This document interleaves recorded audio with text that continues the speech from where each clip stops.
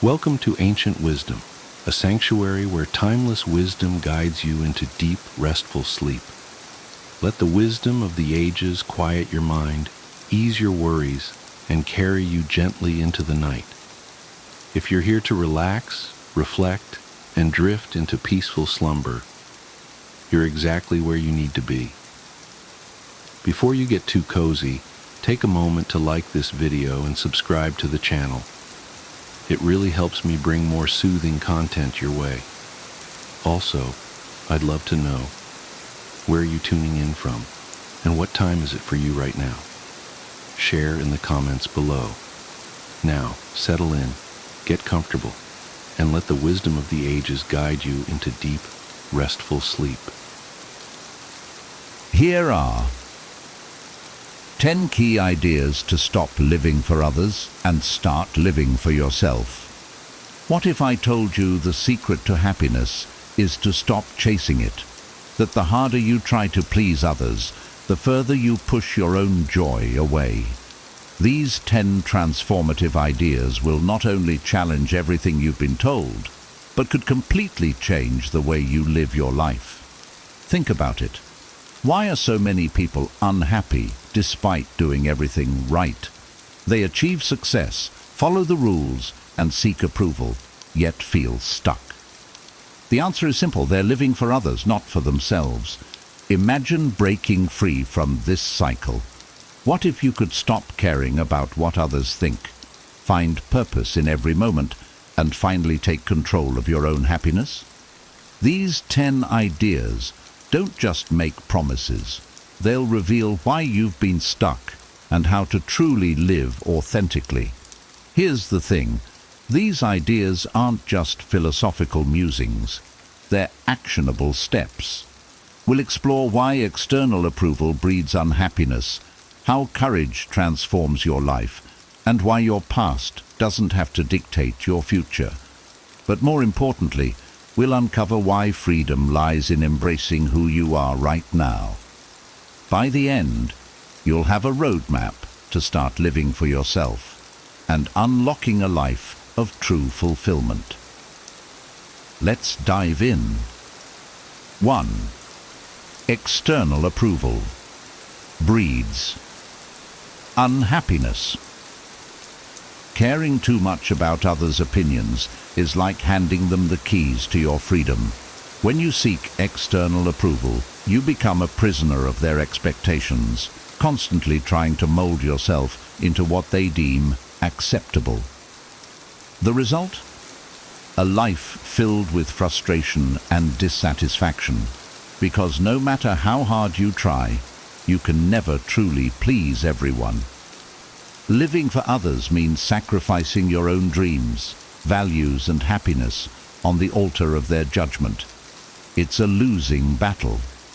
The opinions of others are ever-changing, often conflicting, and rooted in their personal biases.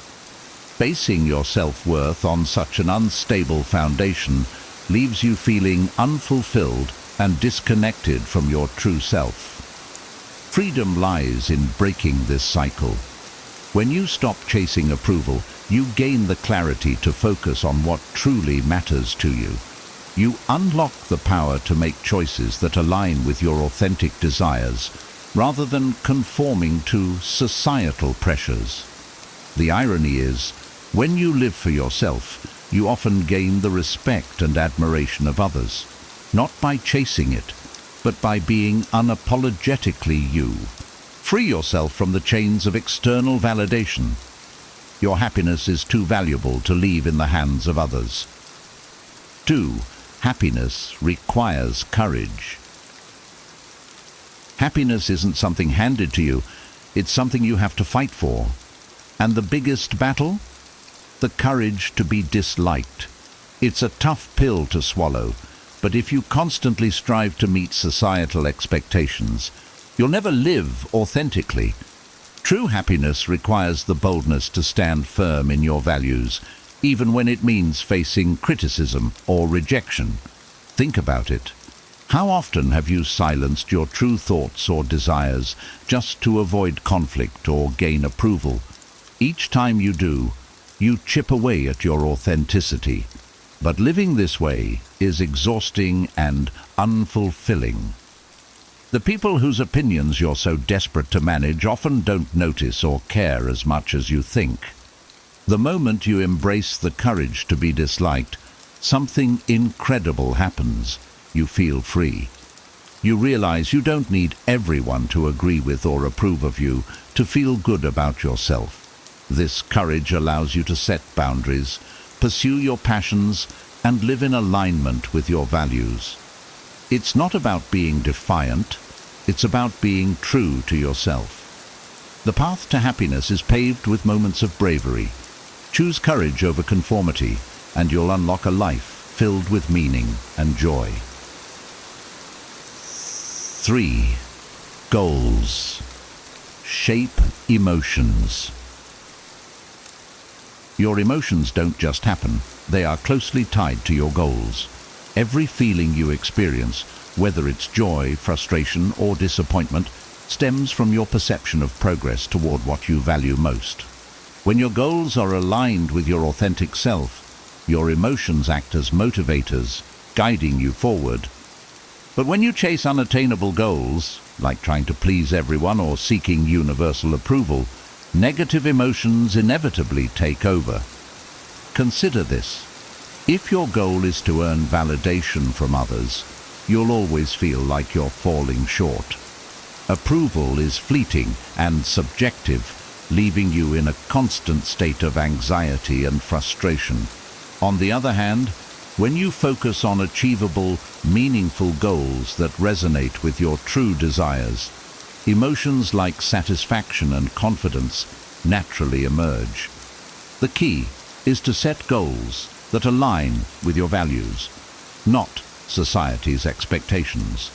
Instead of pursuing perfection or external validation, aim for personal growth, meaningful relationships, or creative fulfillment. When your goals are authentic, your emotions become tools that drive your progress rather than obstacles that hold you back. Take control of your emotional life by shaping goals that truly matter. When you focus on what's meaningful to you, your emotions will become allies, not enemies. 4. Trauma doesn't define you. Your past may shape you, but it does not have to define your future. Too often, people believe that their negative experiences permanently dictate who they are or what they can achieve. This mindset traps you in a cycle of self-limiting beliefs and prevents you from seeing the potential for growth and change. Trauma is not your identity. It's an event, a moment in your life, not the sum of your existence. The true power lies in the meaning you assign to these experiences. You can choose to view them as barriers, or you can reframe them as lessons and opportunities for strength. It's not about denying the pain. It's about refusing to let it control your narrative. Think of people who've endured great hardships, yet emerged stronger, more compassionate and purpose-driven. What sets them apart is their ability to assign empowering meanings to their experiences. They see trauma as a chapter in their story, not the title of the book.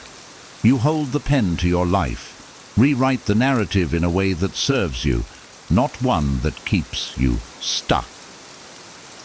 By doing so, you take control of your future and open the door to possibilities that are shaped by your choices, not your past.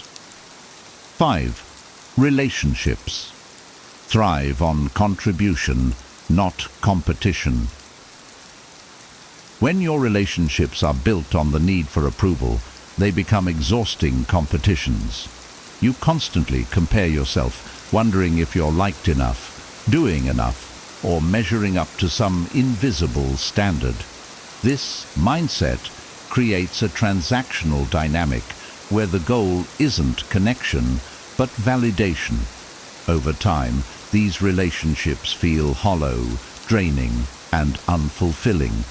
Genuine relationships, however, thrive on contribution. When you focus on what you can give instead of what you can get, everything shifts. Contribution transforms interactions into opportunities for connection, growth, and mutual support. Whether it's offering your time, empathy, or encouragement, giving from a place of authenticity fosters deeper and more meaningful bonds. For example, think about the times you felt closest to someone. It likely wasn't during moments of competition, but when you offered or received genuine care, understanding, or help. True connection isn't about outperforming others or gaining their approval. It's about creating a safe space where both of you can thrive. Choose contribution over comparison. When you stop worrying about being enough for others and focus on giving from the heart, you'll build relationships rooted in trust, respect, and love, ones that truly enrich your life. Freedom lies in self-acceptance.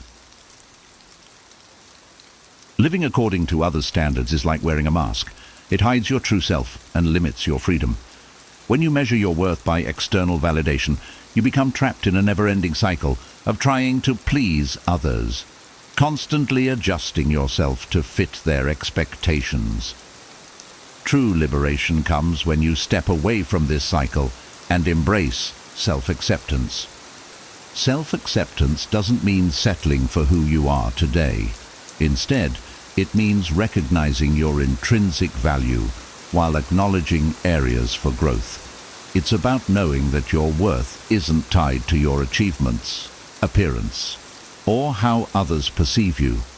When you accept yourself fully, flaws and all, you free yourself from the fear of judgment. Think of how empowering it is to make decisions based on your own values rather than trying to predict what others want from you. This doesn't mean disregarding others entirely. It means prioritizing your authenticity over their approval.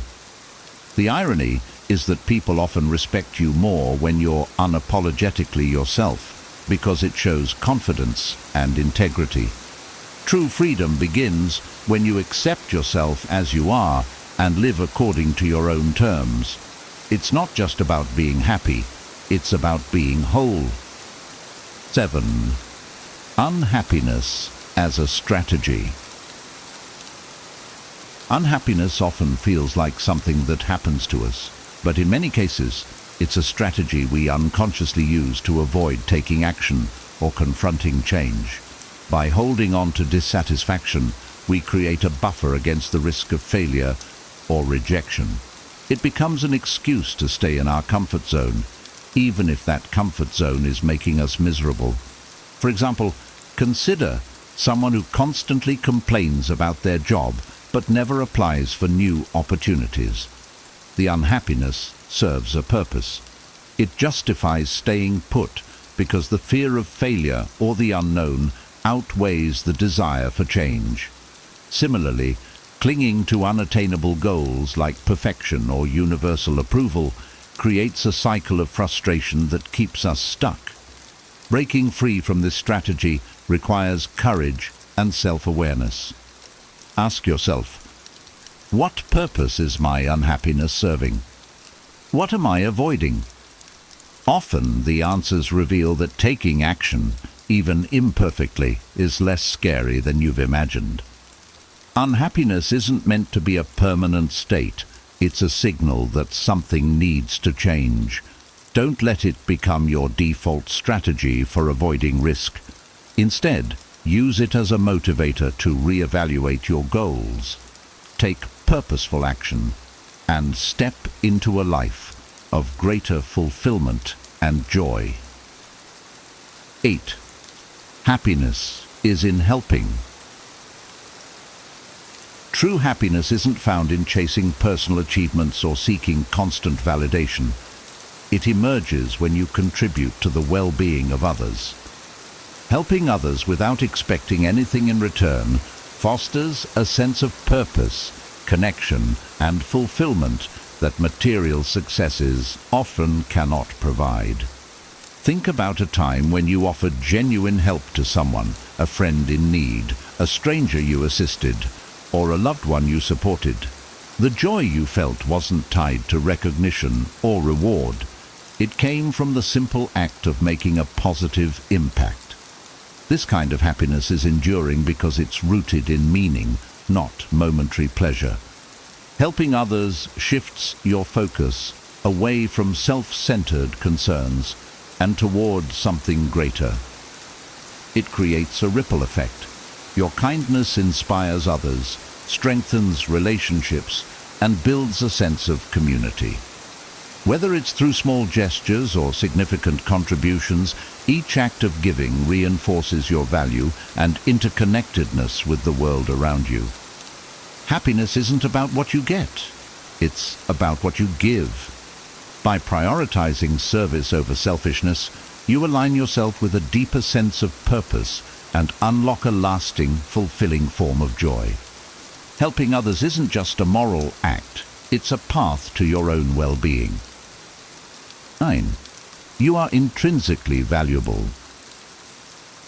Your worth isn't tied to your achievements, appearance, or how others perceive you. Simply existing gives you intrinsic value. This idea can be hard to grasp in a world that constantly measures success by external metrics, money, accolades, or social status.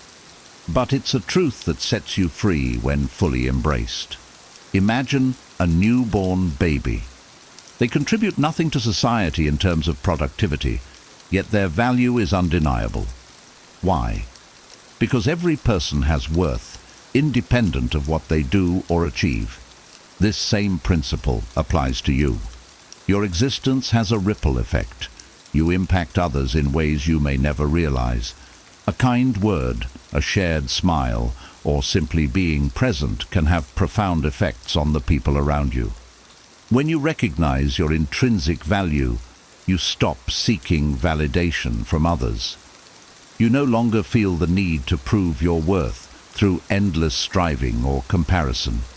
Instead, you gain the confidence to live authentically, pursue your passions, and focus on what truly matters to you.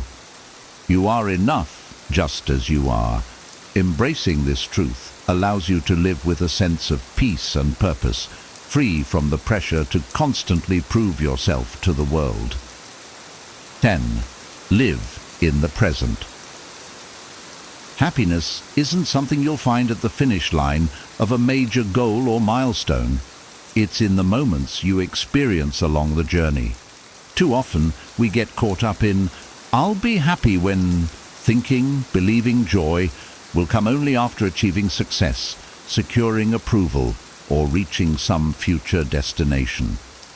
This mindset robs you of the ability to appreciate the here and now. Living in the present means fully engaging with the life unfolding around you. It's noticing the beauty of a quiet morning, savoring a conversation with a loved one, or finding joy in the small victories of daily life. These moments, though seemingly ordinary, hold the key to genuine happiness. When you're constantly focused on the future, you miss the richness of today. The journey itself is where growth, connection, and fulfillment happen, not just the destination. By grounding yourself in the present, you cultivate gratitude and contentment for what you already have, rather than yearning for what you lack. Happiness isn't in chasing the next big thing, it's in appreciating the path you're on right now. Embrace the present moment, and you'll find that life becomes not only more meaningful, but also infinitely more joyful. These 10 ideas are more than just insights. They're a call to action to take control of your life, stop living for others, and start living authentically. Remember, happiness isn't found in external approval or chasing unattainable goals. It's in the courage to be yourself, the freedom of self-acceptance, and the joy of living in the present. Now it's your turn. Which of these ideas resonated with you the most? Share your thoughts or your biggest takeaway in the comments. I'd love to hear your perspective. And if you found value in this video, don't forget to give it a thumbs up. Subscribe to the channel and share it with someone who needs to hear this message. Let's inspire more people to live for themselves and not for others. Thank you for watching, and I'll see you in the next video. 10 harsh truths about life men learn too late. 1. The value of time. Time is the one resource we can never get back. Yet, it's often wasted on trivial pursuits or delayed goals. Many men realize too late that they should have prioritized their time more effectively. Time spent on unimportant tasks, procrastination, or being idle can't be reclaimed. This realization often hits hard when looking back and seeing missed opportunities and unfulfilled dreams. Consider the story of John, a corporate executive who spent his prime years climbing the corporate ladder, working long hours and sacrificing personal time. It wasn't until he reached retirement that he realized he had missed out on family gatherings, his children's milestones, and nurturing friendships. This common scenario underscores the need to prioritize time. To avoid this, men should learn to prioritize meaningful activities. This means focusing on what truly matters, be it family, career, or personal growth. Effective time management is crucial. Simple techniques like setting goals, creating schedules, and avoiding distractions can make a significant difference. Tools such as time blocking, prioritizing tasks using the Eisenhower matrix, and regularly reflecting on how time is spent can help in making the most of every moment. Remember, every minute counts. 2. Health is wealth. In youth, many men take their health for granted, indulging in unhealthy habits like poor diet, lack of exercise, and insufficient sleep. It's often only later in life, when health issues arise, that the true value of health becomes apparent. Poor health choices made early on can lead to chronic conditions and a decreased quality of life. Consider the case of Mark, who ignored his health while focusing on building his business. He ate poorly, slept little, and rarely exercised. By his 40s, he faced serious health issues like hypertension and diabetes, which could have been prevented with better habits. This example highlights the long-term impact of neglecting health. Maintaining physical health through regular exercise, a balanced diet, and adequate rest is essential. Simple steps, such as incorporating a daily exercise routine, choosing nutritious foods, and ensuring 7 to 8 hours of sleep, can make a significant difference. Equally important is mental health, which includes managing stress, seeking support when needed, and maintaining a positive outlook. Practices like mindfulness, meditation, and connecting with others can bolster mental well-being. The investment in health pays off with increased longevity and a more active, fulfilling life. 3. Relationships over riches. In the pursuit of success and wealth, relationships often take a back seat. Many men realize too late that relationships with family, friends, and loved ones are far more valuable than any material wealth. Money can buy comfort, but not the deep, meaningful connections that provide true happiness and support.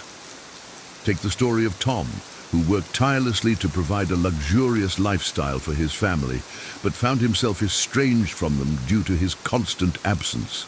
It wasn't until a personal crisis hit that he realized his family, not his wealth, was his true support system.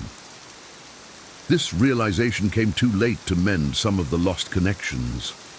Invest in time in building and nurturing relationships is crucial. This means spending quality time with loved ones, being present in the moment, and showing appreciation and love. Simple gestures like regular family dinners, participating in activities together, and expressing gratitude can strengthen bonds. A strong support network can provide emotional stability and joy, far outweighing any financial gains. Studies consistently show that strong social connections improve overall well-being and longevity. 4. Career is not your identity. Men often define themselves by their careers, equating job success with personal worth. This can lead to an identity crisis, especially if career goals aren't met or if they face job loss. It's important to recognize that a career is just one aspect of life and does not define a person's entire identity. Consider the example of Alex, a successful lawyer who faced an identity crisis when he lost his job due to company downsizing. His sense of self-worth plummeted because he had tied his identity entirely to his career. It was only through exploring hobbies and other interests that he rediscovered his self-worth and built a more balanced life. Balancing work with personal life is key. Pursuing hobbies, interests, and passions outside of work can provide fulfillment and a sense of self-worth. Engaging in activities like sports, arts, volunteering, or learning new skills can enrich life beyond the professional sphere. Understanding that personal value comes from within and not from professional achievements can lead to a more balanced and contented life. Diversifying one's identity by embracing various roles, such as being a parent, friend, or community member, can provide a more resilient sense of self. 5. Failure is part of success. Failure is often seen as a negative, but it's an inevitable part of the journey to success. Many successful men have faced numerous failures before achieving their goals.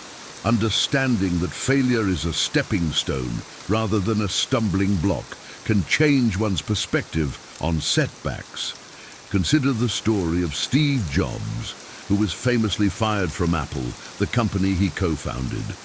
Instead of being defeated, he used the experience to fuel his creativity, leading to the founding of Next and Pixar, and eventually returning to Apple to lead it to unprecedented success. His story exemplifies how failure can be a catalyst for greater achievements.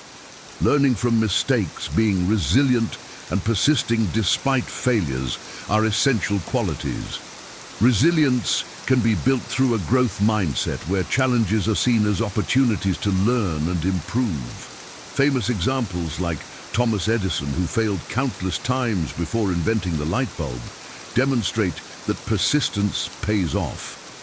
Embracing failure as a learning opportunity can lead to greater success in the long run. Analyzing failures, seeking feedback, and continuously improving are key strategies for turning setbacks into stepping stones. 6. You can't please everyone. Trying to please everyone is a futile effort that can lead to stress and dissatisfaction. It's impossible to meet everyone's expectations, and attempting to do so often means compromising one's own needs and values. Many men learn too late the importance of setting boundaries and prioritizing their own well-being. Consider the case of David, who always tried to meet everyone's expectations at work and in his personal life. This led to burnout and a loss of his sense of self.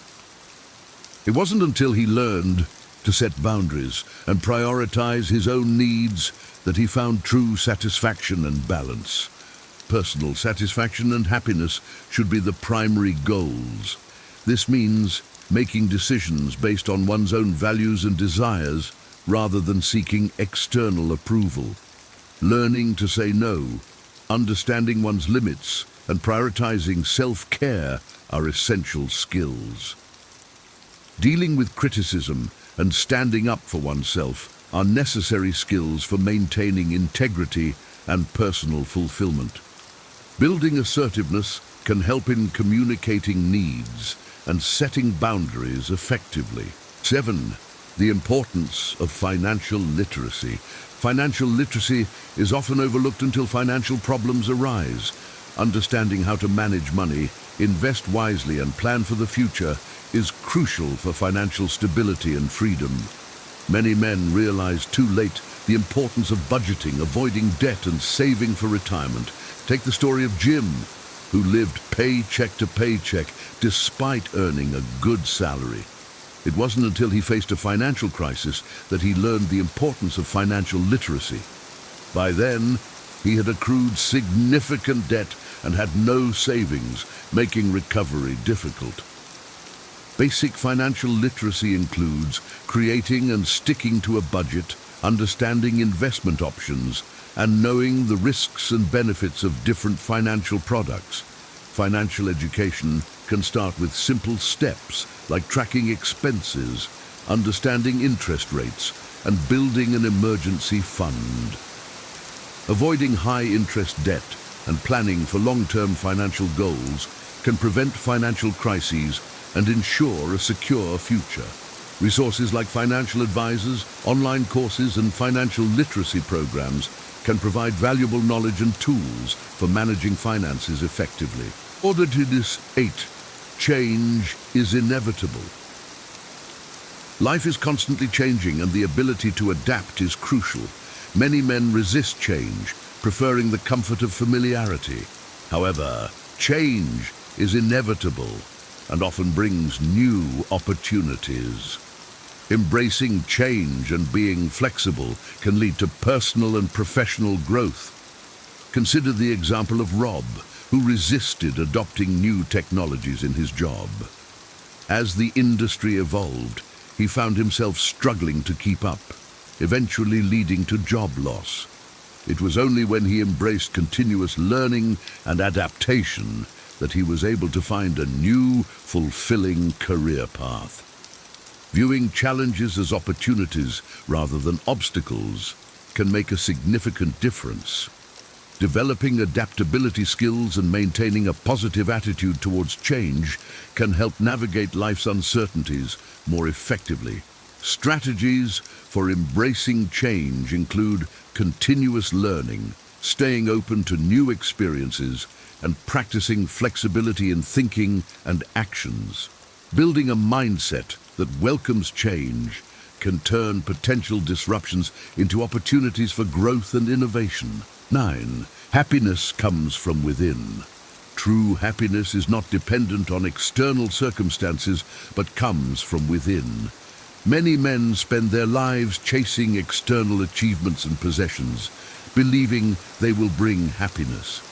It's often realized too late that inner peace and contentment are the true sources of happiness. Consider the story of Mike, who spent years amassing wealth and accolades, only to find himself feeling empty and unfulfilled.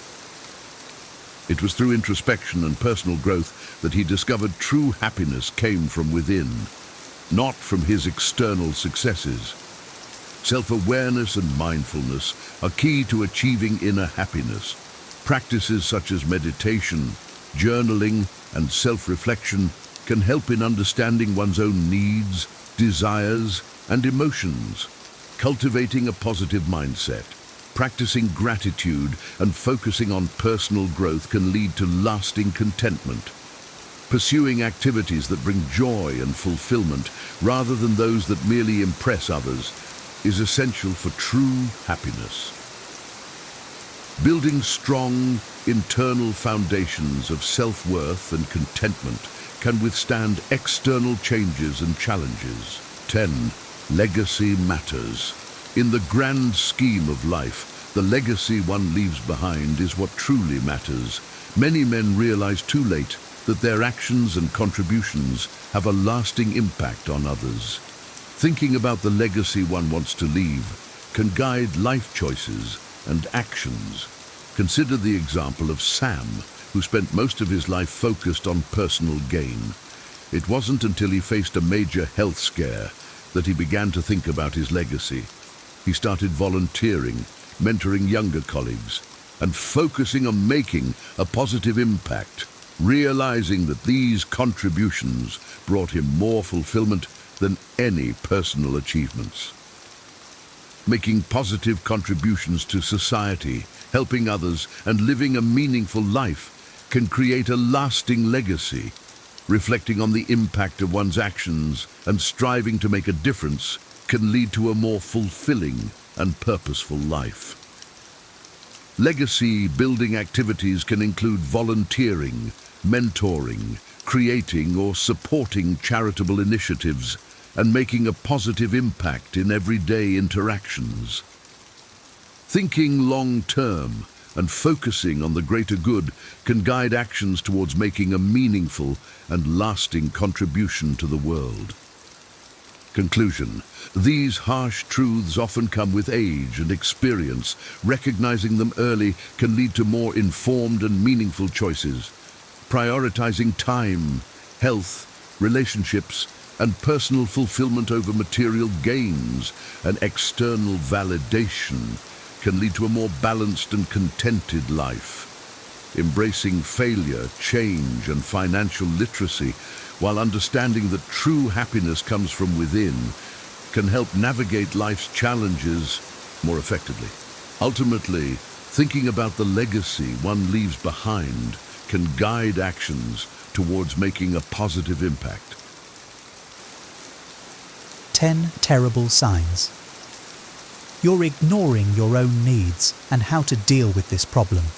Do you often feel drained, unfulfilled, or like something is missing in your life? You may be ignoring your own needs, a quiet habit that can lead to significant emotional, physical, and mental burnout. It's easy to fall into this pattern, especially when life's demands pull you in different directions. But neglecting yourself comes at a cost, and that cost often shows up as exhaustion, resentment, or a loss of joy. Ignoring your needs doesn't always happen deliberately. It's subtle. You tell yourself, "I'll rest after this one last task," or "It's fine, I can handle it."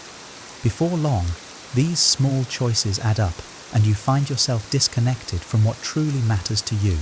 Stoicism teaches us to focus on what we can control, our choices, actions, and well-being. Marcus Aurelius reminds us, "You have power over your mind, not outside events. Realize this, and you will find strength." By neglecting your needs, you surrender this power, letting external pressures dictate your life. This video isn't about self-indulgence, it's about self-respect.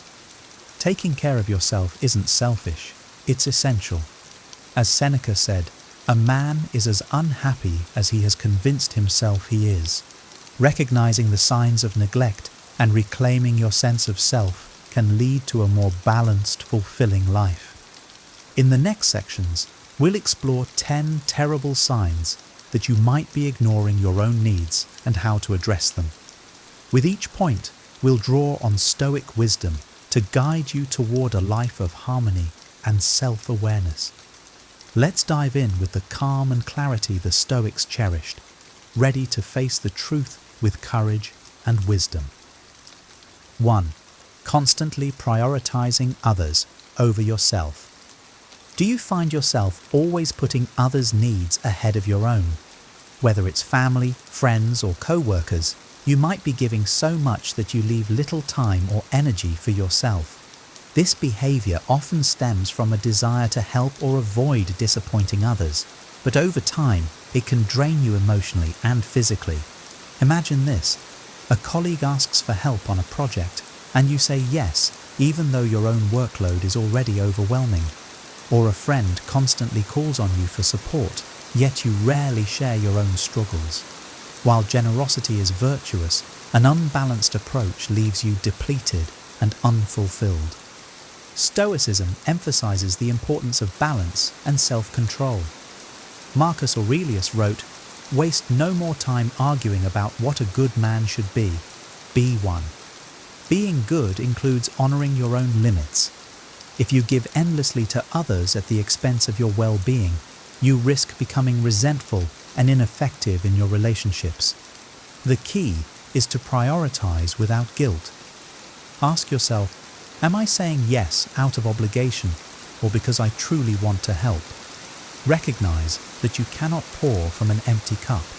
Set boundaries by politely declining when necessary.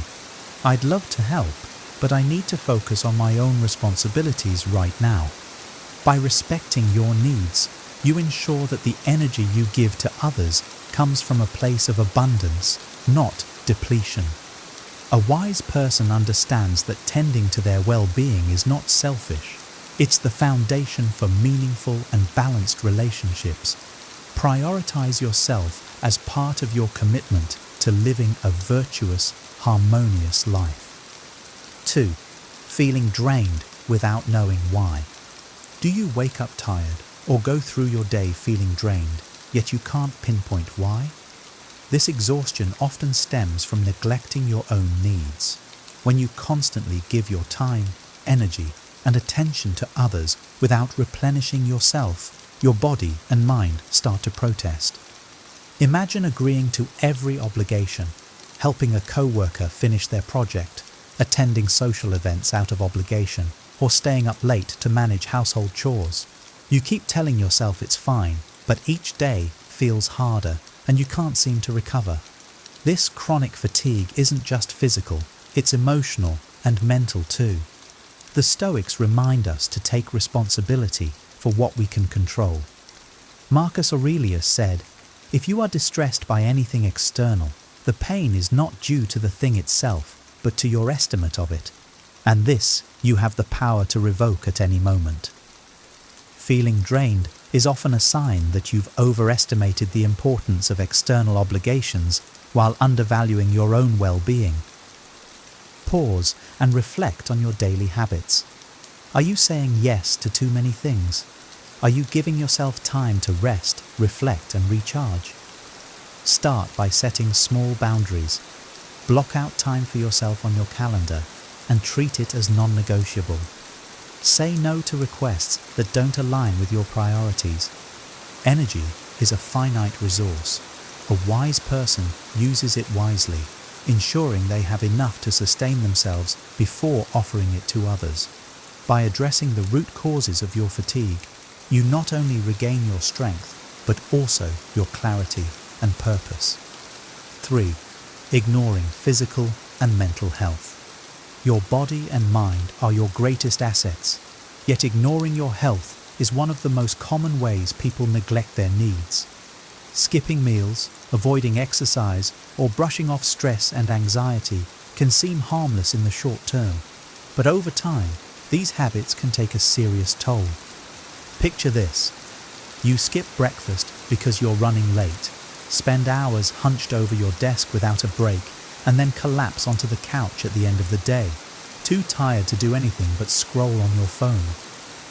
Days turn into weeks, and you start to notice your energy, mood, and focus deteriorating. Stoicism emphasizes the importance of discipline and care for the self. As Seneca wrote, "A man is as unhappy as he is convinced himself he is." Ignoring your health often reflects a mindset that prioritizes external demands over internal harmony. The Stoics believed in living in alignment with nature, which includes respecting your body's natural needs for nourishment, movement, and rest. To reclaim your health, start small. Prepare nourishing meals, prioritize regular movement, even if it's a short walk, and take breaks to clear your mind. Address mental health by practicing mindfulness or journaling to process your emotions. These simple acts can have profound effects on your overall well-being. A wise person knows that caring for the body and mind is essential to living a fulfilling life. When you prioritize your health, you align with the Stoic principle of living in harmony with nature, setting the foundation for strength and resilience. 4. Resentment towards others. Do you find yourself feeling bitter or resentful toward people you care about? This resentment often arises when you give too much of yourself without receiving the same level of care or consideration in return. It's a clear sign that your boundaries are being crossed, and perhaps that you've let them go unchecked. For example, you constantly help a friend who is struggling, but when you need support, they're unavailable. Or you take on extra work to help a colleague, only to feel overlooked when recognition is given. These moments of imbalance create frustration and emotional fatigue. Stoicism teaches us to focus on what is within our control. Epictetus said, "Make the best use of what is in your power and take the rest as it happens." You cannot control how others act, but you can control your willingness to accept or reject these dynamics. Resentment often signals that it's time to re-evaluate your boundaries. Address this feeling with honest reflection. Ask yourself, have I communicated my needs clearly?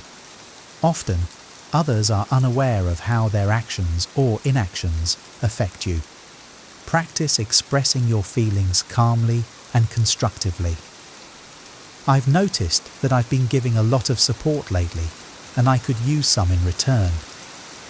Resentment is a sign that something in the relationship dynamic needs adjustment. By addressing it with courage and clarity, you create space for healthier, more balanced connections while preserving your peace and energy. A wise person knows that mutual respect begins with self-respect. 5. Difficulty. Saying no. Do you often find yourself agreeing to things you don't want to do simply because you're afraid of disappointing others? Difficulty saying no is one of the clearest signs you're ignoring your own needs. By constantly putting others first, you may inadvertently create a cycle where your priorities are always last. Picture this. A friend asks for help moving, even though you're already exhausted from a long week. You want to say no, but fear they'll feel let down or see you as unreliable. So you agree, despite the toll it takes on you. Over time, this pattern leaves you feeling drained and undervalued. Stoicism teaches the importance of asserting control over your own actions. Epictetus reminds us, "He who is free is the one who lives as he wishes, neither constrained nor restrained." True freedom means setting boundaries and recognizing that saying no to others is often saying yes to yourself. Practice saying no with grace. Start small. I'd love to help, but I need to rest and recharge. By framing your response positively and without apology, you communicate respect for both your needs and the other person's request. Remember, your time and energy are precious. A wise person prioritizes them for what truly aligns with their values, understanding that no one else will safeguard their well-being if they don't. 6. Feeling unappreciated. Do you ever feel like your efforts go unnoticed or unacknowledged, no matter how much you give? Constantly giving without receiving appreciation is a subtle yet damaging sign you're ignoring your own needs. It can leave you feeling invisible and undervalued in your relationships. For example, you regularly go out of your way to help others, staying late at work, cooking for your family, or supporting a friend through tough times. Yet, when it comes to recognition, you're met with silence, or worse, taken for granted. This imbalance erodes your sense of worth and creates feelings of frustration and sadness. Stoicism emphasizes that true contentment must come from within, not from external validation. As Marcus Aurelius wrote, "Receive without pride, let go without attachment." While appreciation from others is gratifying, it should not be the sole measure of your value. If you're feeling unappreciated, start by expressing your feelings openly but calmly. I've been doing a lot lately, and it would mean a lot to hear a simple thank you. At the same time, reflect on whether you're overextending yourself in areas where recognition is unlikely. Redirect your energy to relationships and activities that offer mutual respect and value. A wise person knows their worth and ensures that their efforts are balanced by respect and appreciation. By addressing this imbalance, you nurture healthier dynamics and protect your sense of self. 7. Loss of passion or joy. When was the last time you felt excited or joyful about something? If you've lost interest in activities that once brought you happiness, it may be a sign that you're neglecting your own needs. Overcommitting to responsibilities often leaves no room for the things that ignite your passion and feed your soul. Think of the hobbies or activities you once loved: painting, hiking, reading, or spending time with friends. Now, these pursuits feel like distant memories because your time is consumed by obligations. Even when you have a free moment, you might feel too tired or disconnected to engage in what you love. Stoicism teaches us to align our actions with our values. Seneca said, "True happiness is to enjoy the present without anxious dependence upon the future." When you lose touch with what brings you joy, you lose a part of yourself. Rekindle your passions by intentionally carving out time for them. Start small. Spend 15 minutes doing something that used to excite you. Protect this time as you would a commitment to someone else. Gradually, you'll reconnect with the things that make life meaningful. Joy and passion are essential for a fulfilling life. A wise person recognizes that tending to their inner fire isn't a luxury. It's a necessity for living with purpose and harmony. 8. Difficulty expressing your needs. Do you often hesitate to ask for what you need, fearing you'll seem selfish or burdensome? Struggling to express your needs is a clear sign you're neglecting yourself. It leaves you feeling unsupported and reinforces the idea that your feelings and desires are less important than others. Imagine needing a break after a long day, but staying silent while your partner or family continues to demand your attention. Or perhaps you're overwhelmed at work, but avoid telling your manager because you don't want to appear incapable. These small moments of silence accumulate, leading to frustration and burnout. Stoicism teaches us the importance of self-respect and clear communication. Marcus Aurelius wrote, "Don't be overheard complaining. We are masters of enduring." But enduring doesn't mean suffering in silence. It means calmly and wisely asserting what is necessary for your well-being. Begin by identifying what you need, whether it's rest, help, or space, and practice articulating it simply. "I'm feeling overwhelmed and need some time to recharge." The act of asking for support isn't weakness. It's a strength that fosters understanding and balance in relationships. A wise person understands that their needs are just as valid as anyone else's. By expressing them openly and confidently, you create a life that honors your well-being and encourages mutual respect in your relationships. 9. Over-reliance on external validation. Do you find yourself seeking approval from others rather than trusting your own judgment? Depending on external validation is a subtle way of ignoring your needs because it prioritizes others' opinions over your own inner compass. Picture this: you achieve something significant but don't feel satisfied until others acknowledge it. Or you constantly adjust your choices to match what others expect, even if it conflicts with your true desires. This reliance on external approval can make you feel unsteady and disconnected from your authentic self. Epictetus taught that true contentment comes from within. Seek not the good in external things, seek it in yourselves. When you rely on validation from others, you give away the power to determine your own happiness and worth. Start by practicing self-affirmation. Before seeking approval from others, ask yourself, am I proud of this decision? Does it align with my values? Over time, cultivate the confidence to stand by your choices without needing outside reassurance. A wise person measures their worth by their own principles, not the fleeting opinions of others. By trusting yourself, you strengthen your foundation and free yourself from the constant need for external validation. 10. Feeling disconnected from yourself. Do you ever feel like you've lost touch with who you are? When life becomes a series of obligations and external demands, it's easy to forget what makes you feel fulfilled, joyful, or at peace. This disconnection from yourself is often the result of prolonged neglect of your needs. Imagine struggling to answer a simple question: what makes you happy? You've spent so much time meeting others' expectations that your own desires feel unfamiliar. You might notice a vague sense of emptiness or a longing for something undefined. Stoicism emphasizes self-awareness as a cornerstone of a meaningful life. Seneca said, "No man is more unhappy than he who never faces adversity, for he is not permitted to prove himself." Adversity in this sense includes the inner challenges of self-discovery. Facing these truths, though uncomfortable, is necessary to reconnect with your essence. Reclaim your connection to yourself by creating space for introspection. Spend time alone, journal your thoughts, or meditate to explore what truly matters to you. Ask questions like, "What brings me joy?" and "What do I want from life?" These moments of reflection help you rediscover your inner compass.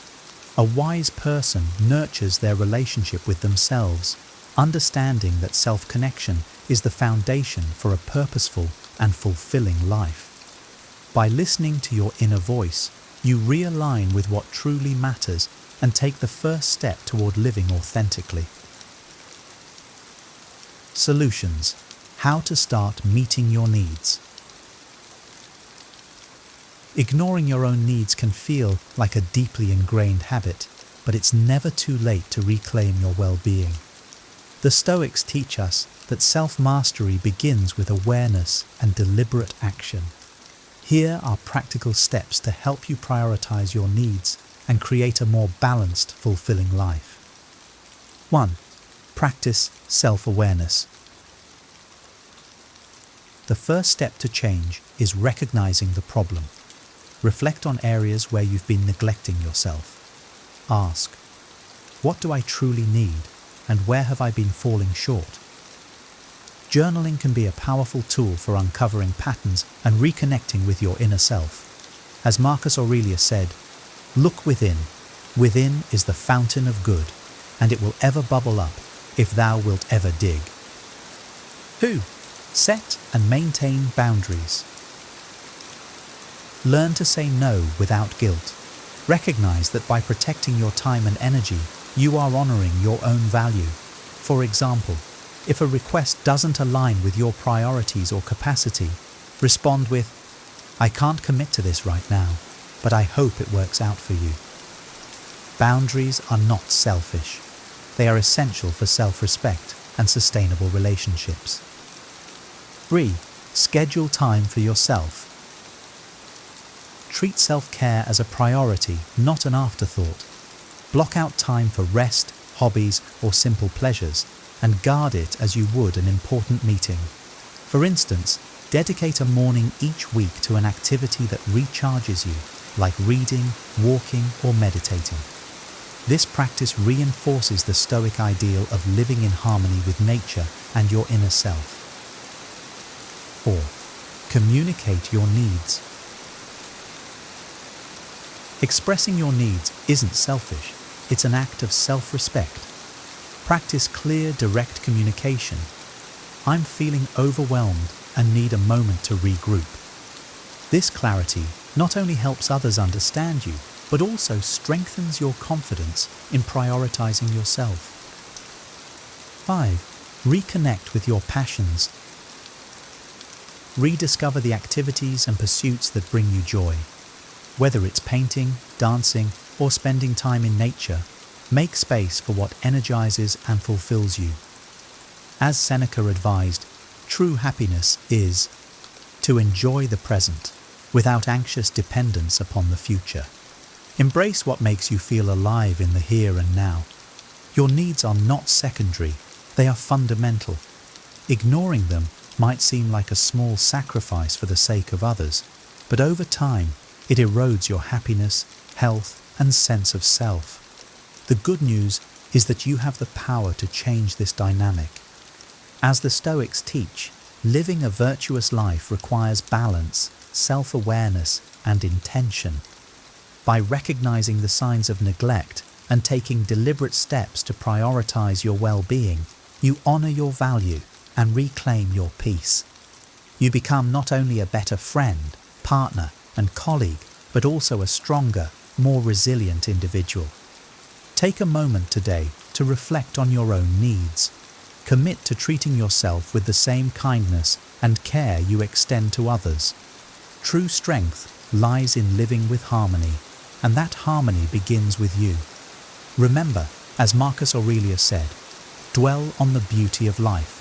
Watch the stars and see yourself running with them.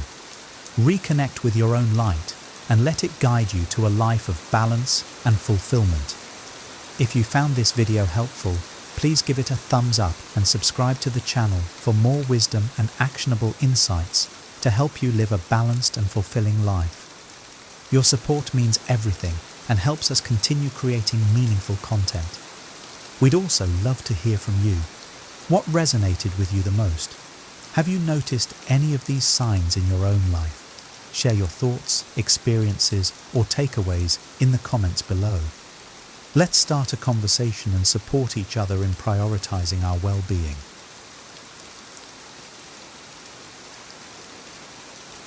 Here are 10 things Sigma males do without even realizing that terrify people. Their quiet confidence, independence, and stoic demeanor make them a mystery and sometimes a threat. But why do these traits, rooted in strength and self-mastery, leave such a powerful impression? Imagine a person who walks into a room and instantly shifts the atmosphere without saying a word, or someone who stays calm and collected while everyone else spirals into chaos. These are Sigma males, and their natural behaviors challenge societal norms in ways that intrigue and intimidate. In this video, we'll explore how their silence speaks volumes, why their independence makes others question their own, and how their emotional resilience leaves manipulators powerless. Each of these traits ties back to timeless, stoic principles that anyone can adopt to live a more confident, self-reliant life. Stay until the end, and you'll discover how embracing these traits can not only transform your life, but also command respect wherever you go. 1. They are silent observers.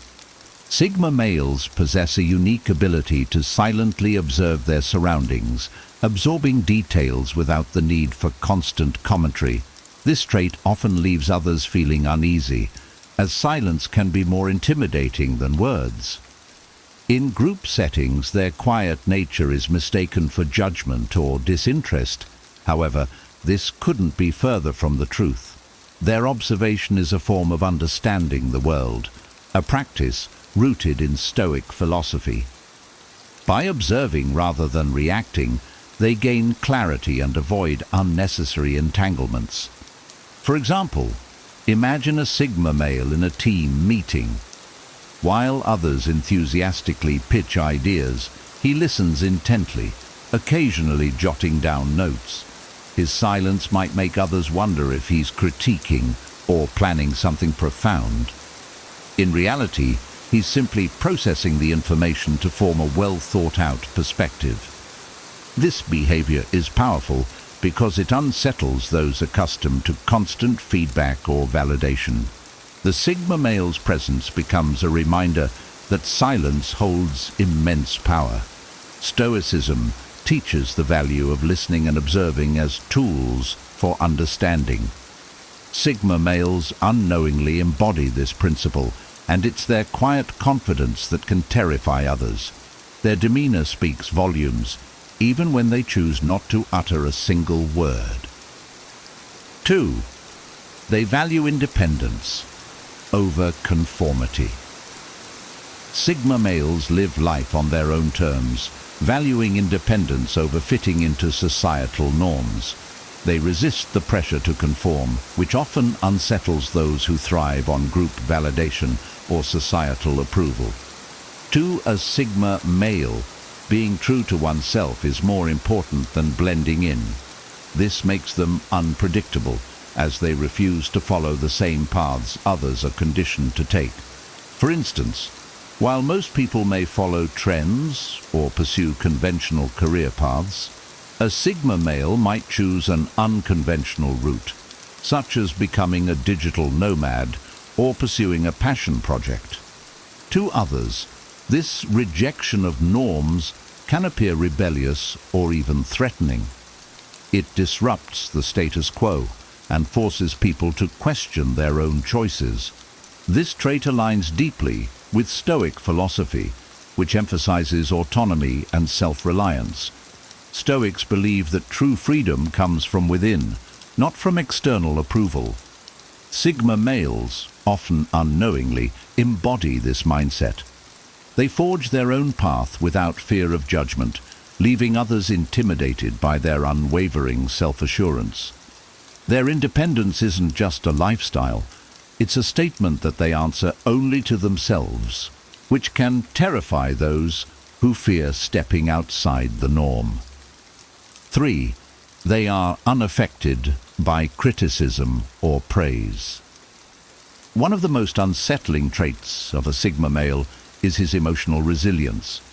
Criticism and praise roll off him with the same indifference, leaving others bewildered. Most people rely on feedback, positive or negative, to gauge their worth or make decisions. Sigma males, however, remain unaffected, drawing their sense of value from within rather than external validation. Imagine someone tries to belittle a Sigma male in a public setting, expecting a defensive or emotional response. Instead, the Sigma male calmly acknowledges the comment and moves on as though it holds no weight. This level of detachment can be infuriating for those trying to provoke a reaction. Similarly, when showered with praise, a Sigma male might offer a polite nod without allowing it to inflate his ego.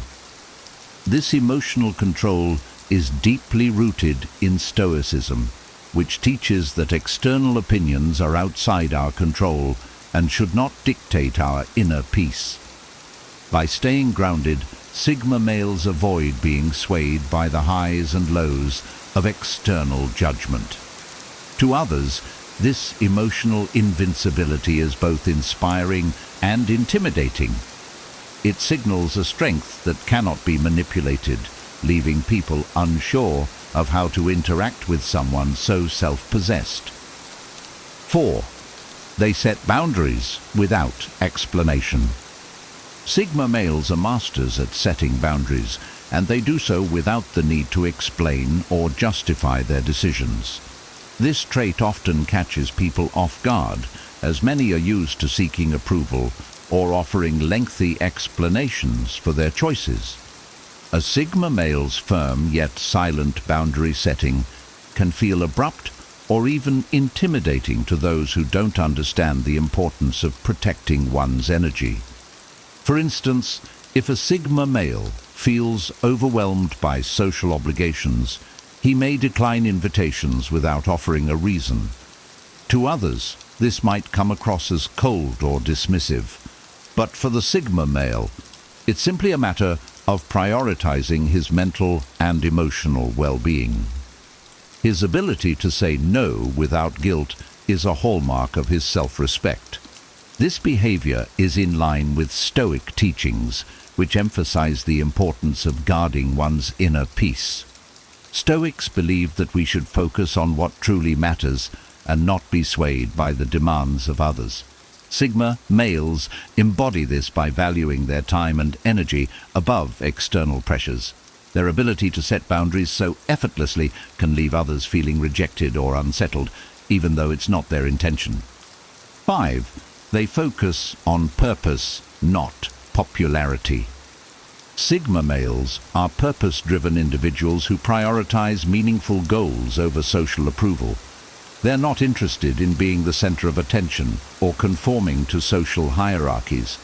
This focus on purpose often makes them appear detached or even unapproachable, which can unsettle those who rely on social connections to feel validated. For example, while others might spend time engaging in office gossip or attending social events to climb the corporate ladder, a Sigma male prefers to dedicate his energy to mastering a skill, completing a project, or pursuing a personal goal. This intense focus can make him seem distant, as though he operates on a different wavelength from everyone else. This trait is grounded in Stoic philosophy, which teaches individuals to prioritize what is within their control and aligned with their values. Sigma males inherently embody this mindset, focusing on their purpose without being distracted by the noise of social validation. This quiet confidence and clarity of intent can intimidate those who measure success by popularity or external recognition. By staying true to themselves, Sigma males challenge societal norms, often leaving others questioning their own priorities. 6. They are comfortable being alone. Sigma males thrive in solitude, finding peace and strength in their own company. While many people feel uneasy being alone, Sigma males embrace it as an opportunity for self-reflection and growth. Their comfort with solitude can confuse or even intimidate those who depend on constant social interaction to feel secure. For instance, a Sigma male might choose to spend a weekend hiking alone rather than attending a group event. Others may misinterpret this choice as antisocial or arrogant, but for the Sigma male, it's simply a way to recharge and connect with his inner self. His independence highlights the reliance many people have on external validation, making them uncomfortable. This trait aligns with Stoic principles, which encourage self-sufficiency and introspection.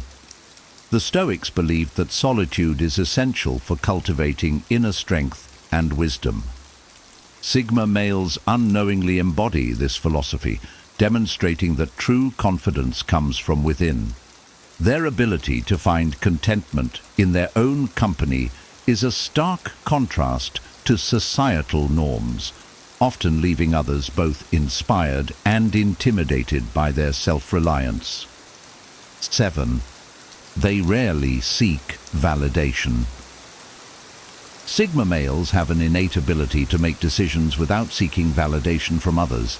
They trust their own judgment and follow their intuition, which can make others feel unsettled, especially those who rely heavily on collective opinions to make choices. This self-assurance often comes across as defiance or arrogance, though it's simply confidence in their own path.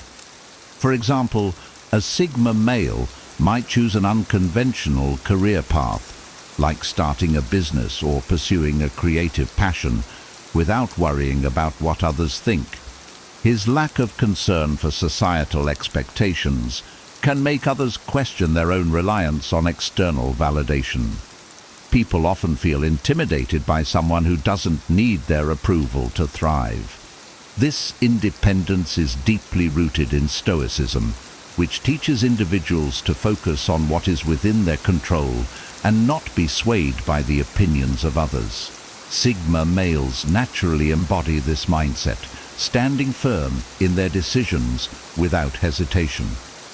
Their unshakable confidence in their choices can make them a source of admiration and fear, as they seem immune to the societal pressures that affect most people. 8. They are calm in high-stress situations. One of the most striking traits of a Sigma male is his ability to remain calm under pressure. While others may panic or react emotionally, Sigma males keep their composure, which can make them natural leaders in chaotic situations. Their calmness, however, can also intimidate those who are used to more reactive behavior. Imagine a high-stress work environment where deadlines are looming. While others scramble and stress, a Sigma male calmly assesses the situation and takes decisive action. His ability to stay level-headed might make others feel inadequate or exposed for their lack of control. This trait is a cornerstone of Stoicism, which teaches the importance of emotional regulation and focusing on what can be controlled. By remaining calm, Sigma males demonstrate a mastery over their emotions that others find both impressive and unsettling. Their composure in difficult moments not only sets them apart but also challenges the chaotic energy of those around them, often leaving a lasting impression. 9. They avoid gossip and drama. Sigma males steer clear of gossip and drama, focusing instead on what truly matters. This avoidance of trivial conflicts can make them seem aloof or judgmental, unintentionally intimidating those who thrive on social interaction. Their disinterest in engaging in petty matters signals that they operate on a different level of priorities. For instance, in a workplace setting, when co-workers gather to gossip about a manager, a Sigma male might excuse himself or redirect the conversation to a more productive topic. This action can make others feel exposed or insecure about their own behavior. This trait is consistent with Stoic teachings, which emphasize the importance of focusing on one's own actions and avoiding unnecessary distractions. Sigma males naturally embody this principle, choosing to invest their time and energy into things that align with their values.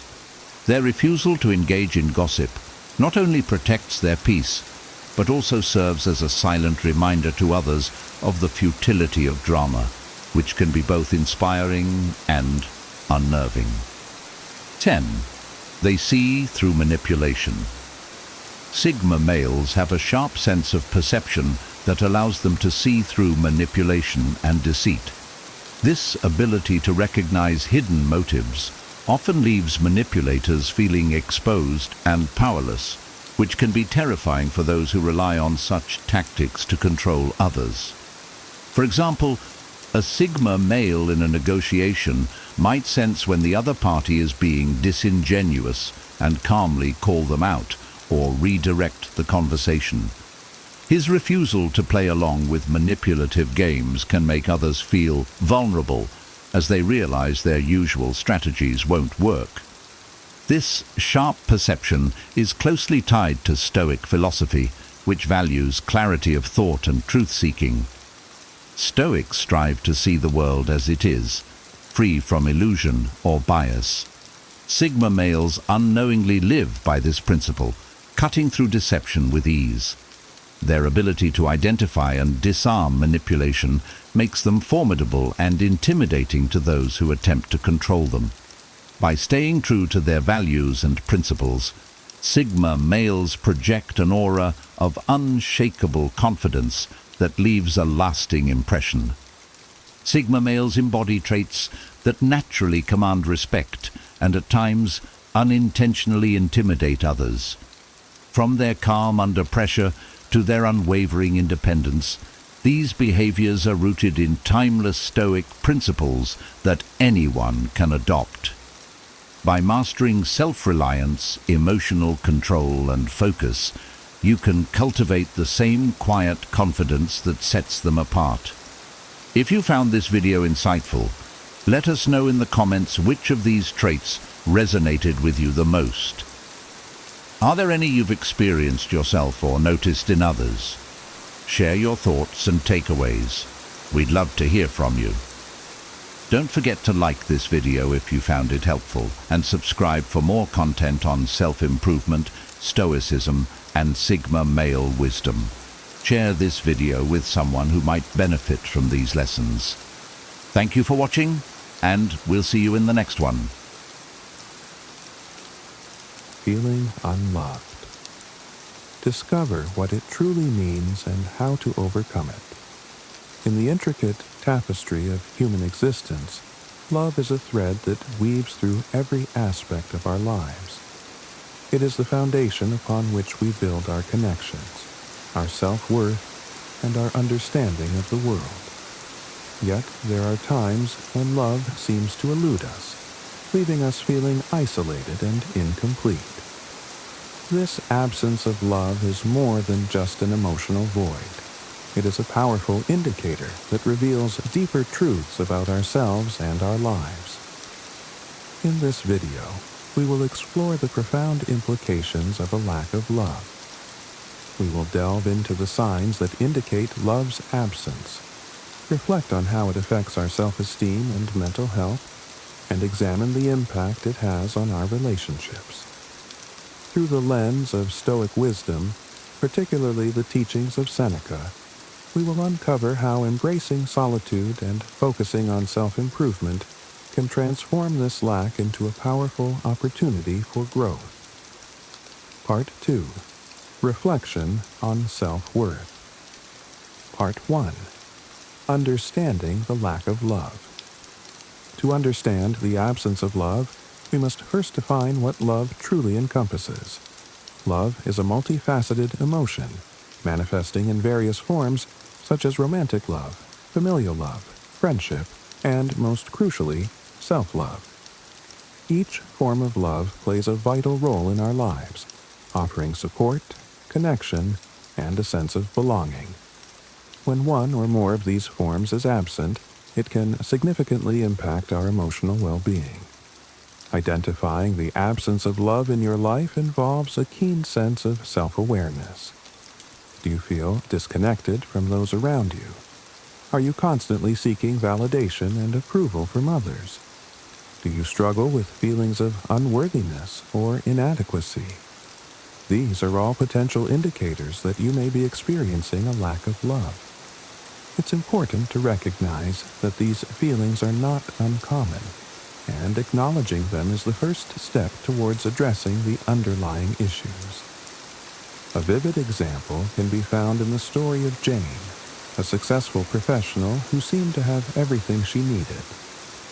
Despite her achievements, Jane felt a profound emptiness and a persistent sense of loneliness. She realized that her relationships were superficial, driven by external validation rather than genuine connection. This lack of authentic love led Jane to a critical self-reflection, where she discovered that her self-esteem was heavily reliant on the opinions of others. Drawing from Stoic philosophy, Seneca's teachings emphasize the importance of inner worth and self-contentment. According to Seneca, true contentment comes from within, not from external sources. This principle underscores the need to cultivate self-love and inner strength, as these are the foundations of genuine happiness and fulfillment. Understanding the lack of love requires us to look inward and assess our own lives. It's a call to action, to evaluate our relationships and the role love plays within them. By doing so, we can begin to address the root causes of our feelings of emptiness and take steps towards a more fulfilling and love-filled life. Part 2. Reflection on Self-Worth. The absence of love often mirrors deeper issues related to our self-esteem and self-worth. When we feel unloved, it can be a reflection of how we perceive ourselves and our intrinsic value. This connection between external love and internal self-worth is a pivotal insight that requires introspection and understanding. Self-esteem is the foundation of how we view ourselves and our place in the world. It shapes our interactions, our decisions, and our overall outlook on life. When we lack self-love, it becomes challenging to accept love from others genuinely. This can create a vicious cycle where our need for external validation overshadows our ability to cultivate and appreciate our own self-worth. Consider the story of Mark, a young professional who excelled in his career but constantly felt inadequate in his personal life. Despite his professional achievements, Mark struggled with the feelings of insecurity and unworthiness. His relationships were characterized by a constant need for approval and reassurance. It wasn't until Mark began to reflect on his own self-esteem issues that he realized his lack of self-love was driving his need for external validation. By addressing his self-esteem, Mark started to build healthier, more fulfilling relationships based on mutual respect and genuine connection. Stoic philosophy, particularly Seneca's teachings, provides valuable insights into this issue. Seneca emphasized that true contentment and self-worth come from within. According to him, we should not rely on external sources for our happiness and sense of self. Instead, we should cultivate an inner resilience and self-appreciation that is independent of others' opinions and actions. This inner strength allows us to navigate the world with confidence and peace, regardless of external circumstances. Reflecting on self-worth means examining our beliefs about ourselves and challenging the negative perceptions that undermine our confidence. It involves practicing self-compassion, recognizing our strengths, and understanding that our value is not determined by others, but by our own intrinsic qualities. By fostering a healthy sense of self-worth, we can break the cycle of dependency on external validation and begin to attract and accept genuine love into our lives. Ultimately, the lack of love can serve as a powerful mirror, reflecting our internal struggles with self-esteem. By addressing these issues and embracing the wisdom of self-worth, we can transform our lives and relationships, creating a foundation of love that begins within and extends outward. Part 3. Impact on mental health. The absence of love can have profound effects on our mental health. When we feel unloved, it often manifests as anxiety, depression, and a host of other emotional challenges. These feelings are not just fleeting moments of sadness. They are deep-seated issues that can significantly impact our overall well-being. Anxiety, for example, can stem from the constant fear of rejection and the need for validation. Without a sense of love and support, we might find ourselves in a perpetual state of worry, questioning our worth and fearing abandonment. Depression, on the other hand, often follows the realization that we are not receiving the love and connection we crave. This can lead to feelings of hopelessness and despair, making it difficult to find joy in everyday life. Consider the case of Sarah, who always felt like an outsider in her family. Despite her achievements and efforts to connect, she never felt truly loved or appreciated. This lack of familial love led Sarah into a deep depression, where she questioned her worth and purpose.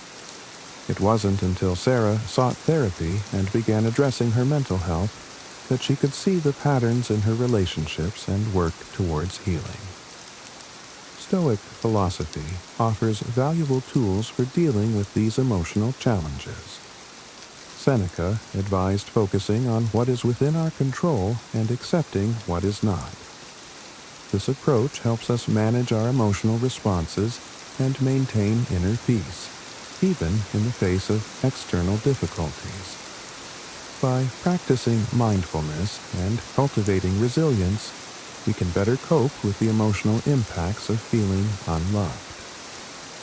Understanding the impact of a lack of love on mental health underscores the importance of seeking help and support. Therapy, self-help strategies, and building a network of supportive relationships are crucial steps toward healing. By addressing the emotional toll of feeling unloved, we can begin to rebuild our mental health and create a more stable, fulfilling life. Part 4. Evaluating relationships. A lack of love often signals deeper issues within our relationships.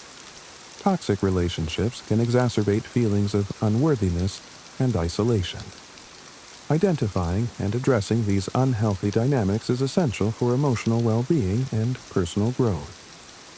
Toxic relationships are characterized by manipulation, control, and a lack of mutual respect. These relationships drain our emotional energy and reinforce negative self-perceptions. Recognizing the signs of a toxic relationship, such as constant criticism, lack of support, and emotional manipulation, is the first step toward breaking free from its harmful effects. Take the example of David, who was in a long-term relationship with a partner who constantly belittled him and undermined his confidence. Over time, David's self-esteem eroded, and he began to believe he was unworthy of love and respect. By recognizing the toxicity of his relationship and choosing to leave, David embarked on a journey of self-discovery and healing. He learned to set healthy boundaries and surround himself with people who valued and respected him.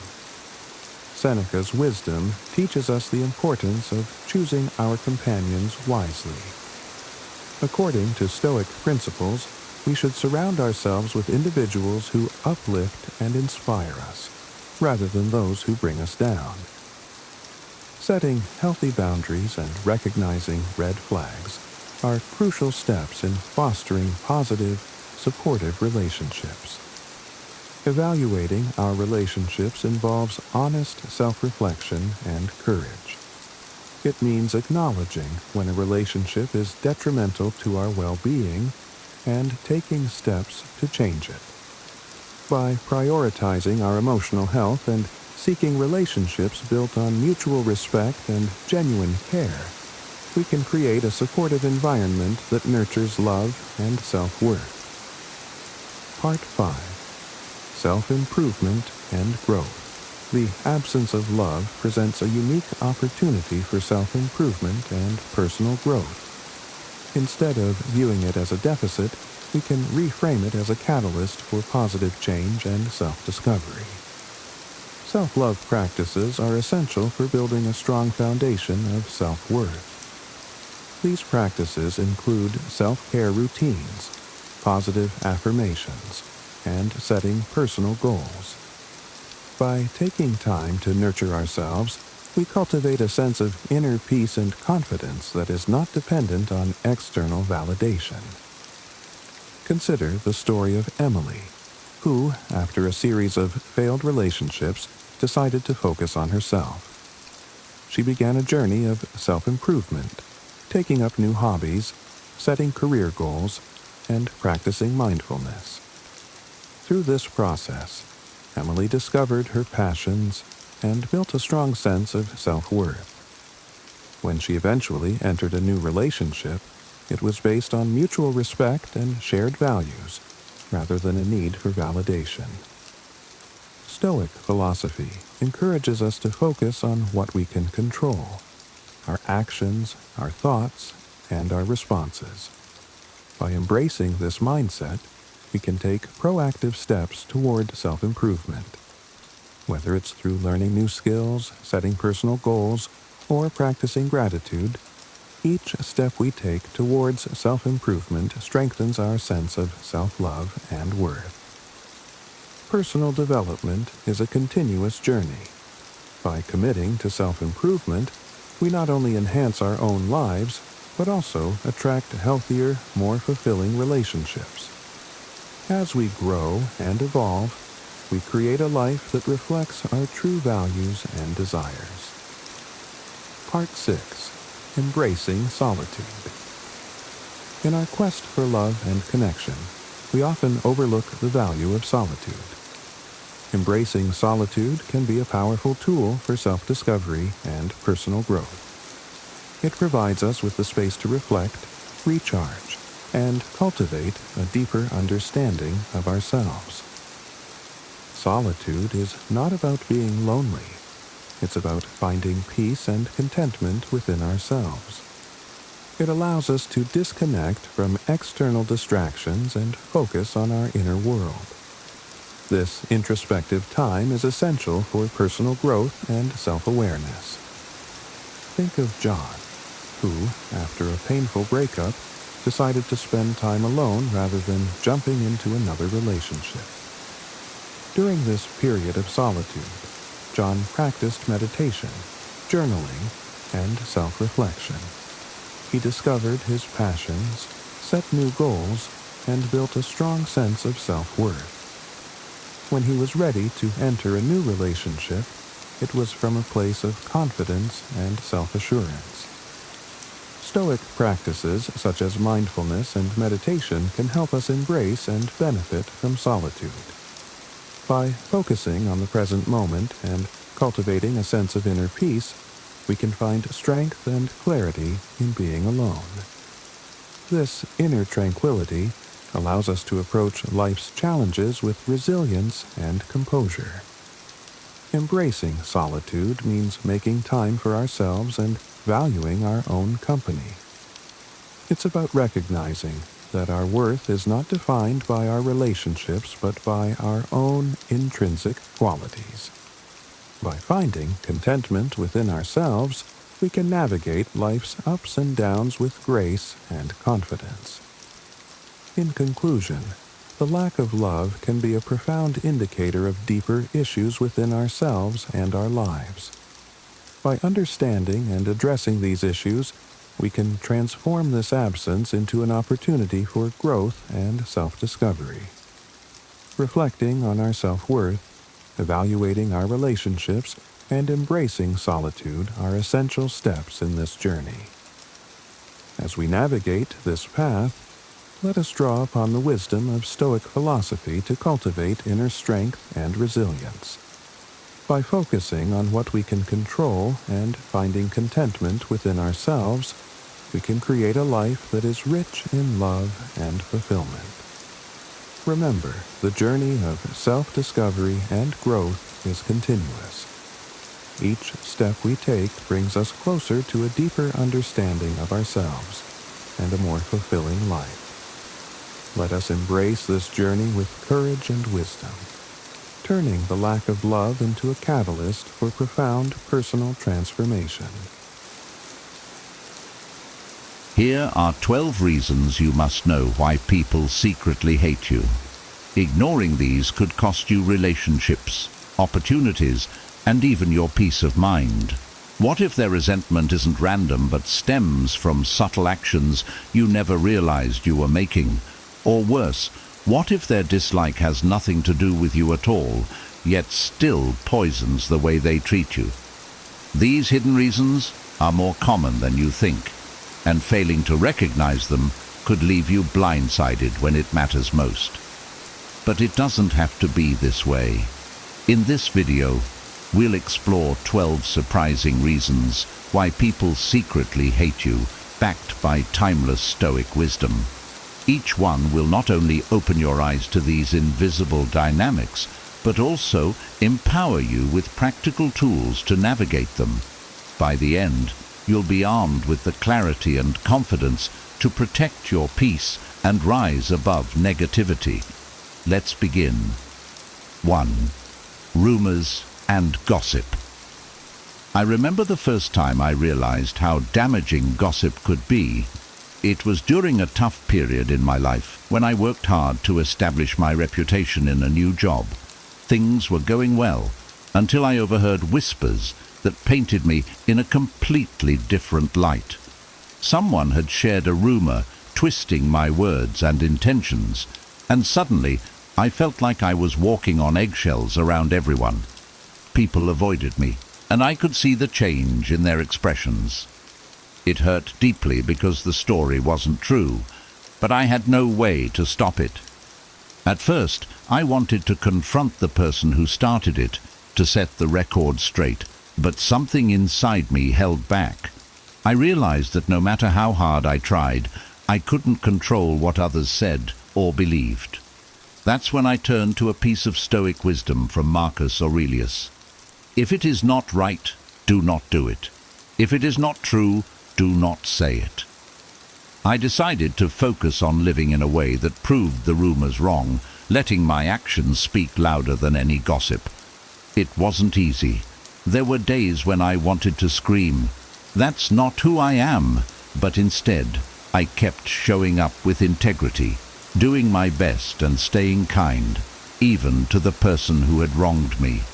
Over time, people began to see the truth for themselves. The rumor lost its power, and the respect I gained by staying composed outweighed the temporary damage. I learned something valuable through that experience. Gossip is like a wildfire, quick to spread, but easily extinguished by the steady rain of truth. People may talk, but their words don't define who you are. Your actions do. Now, when I hear rumors about myself or others, I remind myself of that lesson. I stay calm, focus on my values, and refuse to let the negativity of others dictate my self-worth. If anything, the experience taught me to be more mindful of how I speak about others. Words are powerful, and I choose to use mine to build others up, not tear them down. And when I focus on my truth, gossip becomes just noise in the background of a meaningful life. 94.2. Fear of change and resistance to growth. I've noticed that not everyone is thrilled when you start to grow or improve yourself. This realization hit me hard during a time when I decided to make some big changes in my life. I wanted to focus on my health, so I stopped drinking and started prioritizing exercise and better eating habits. I was excited and proud of my progress, but not everyone around me shared that enthusiasm. Some friends made subtle comments like, "Oh, so you're too good for us now," or "You've changed." At first, it stung. I wanted them to see that my growth wasn't about them. It was about becoming a better version of myself. But instead of support, I felt resistance. It was confusing and disheartening. Why couldn't they just be happy for me? That's when I stumbled upon Marcus Aurelius's words. Observe constantly that all things take place by change.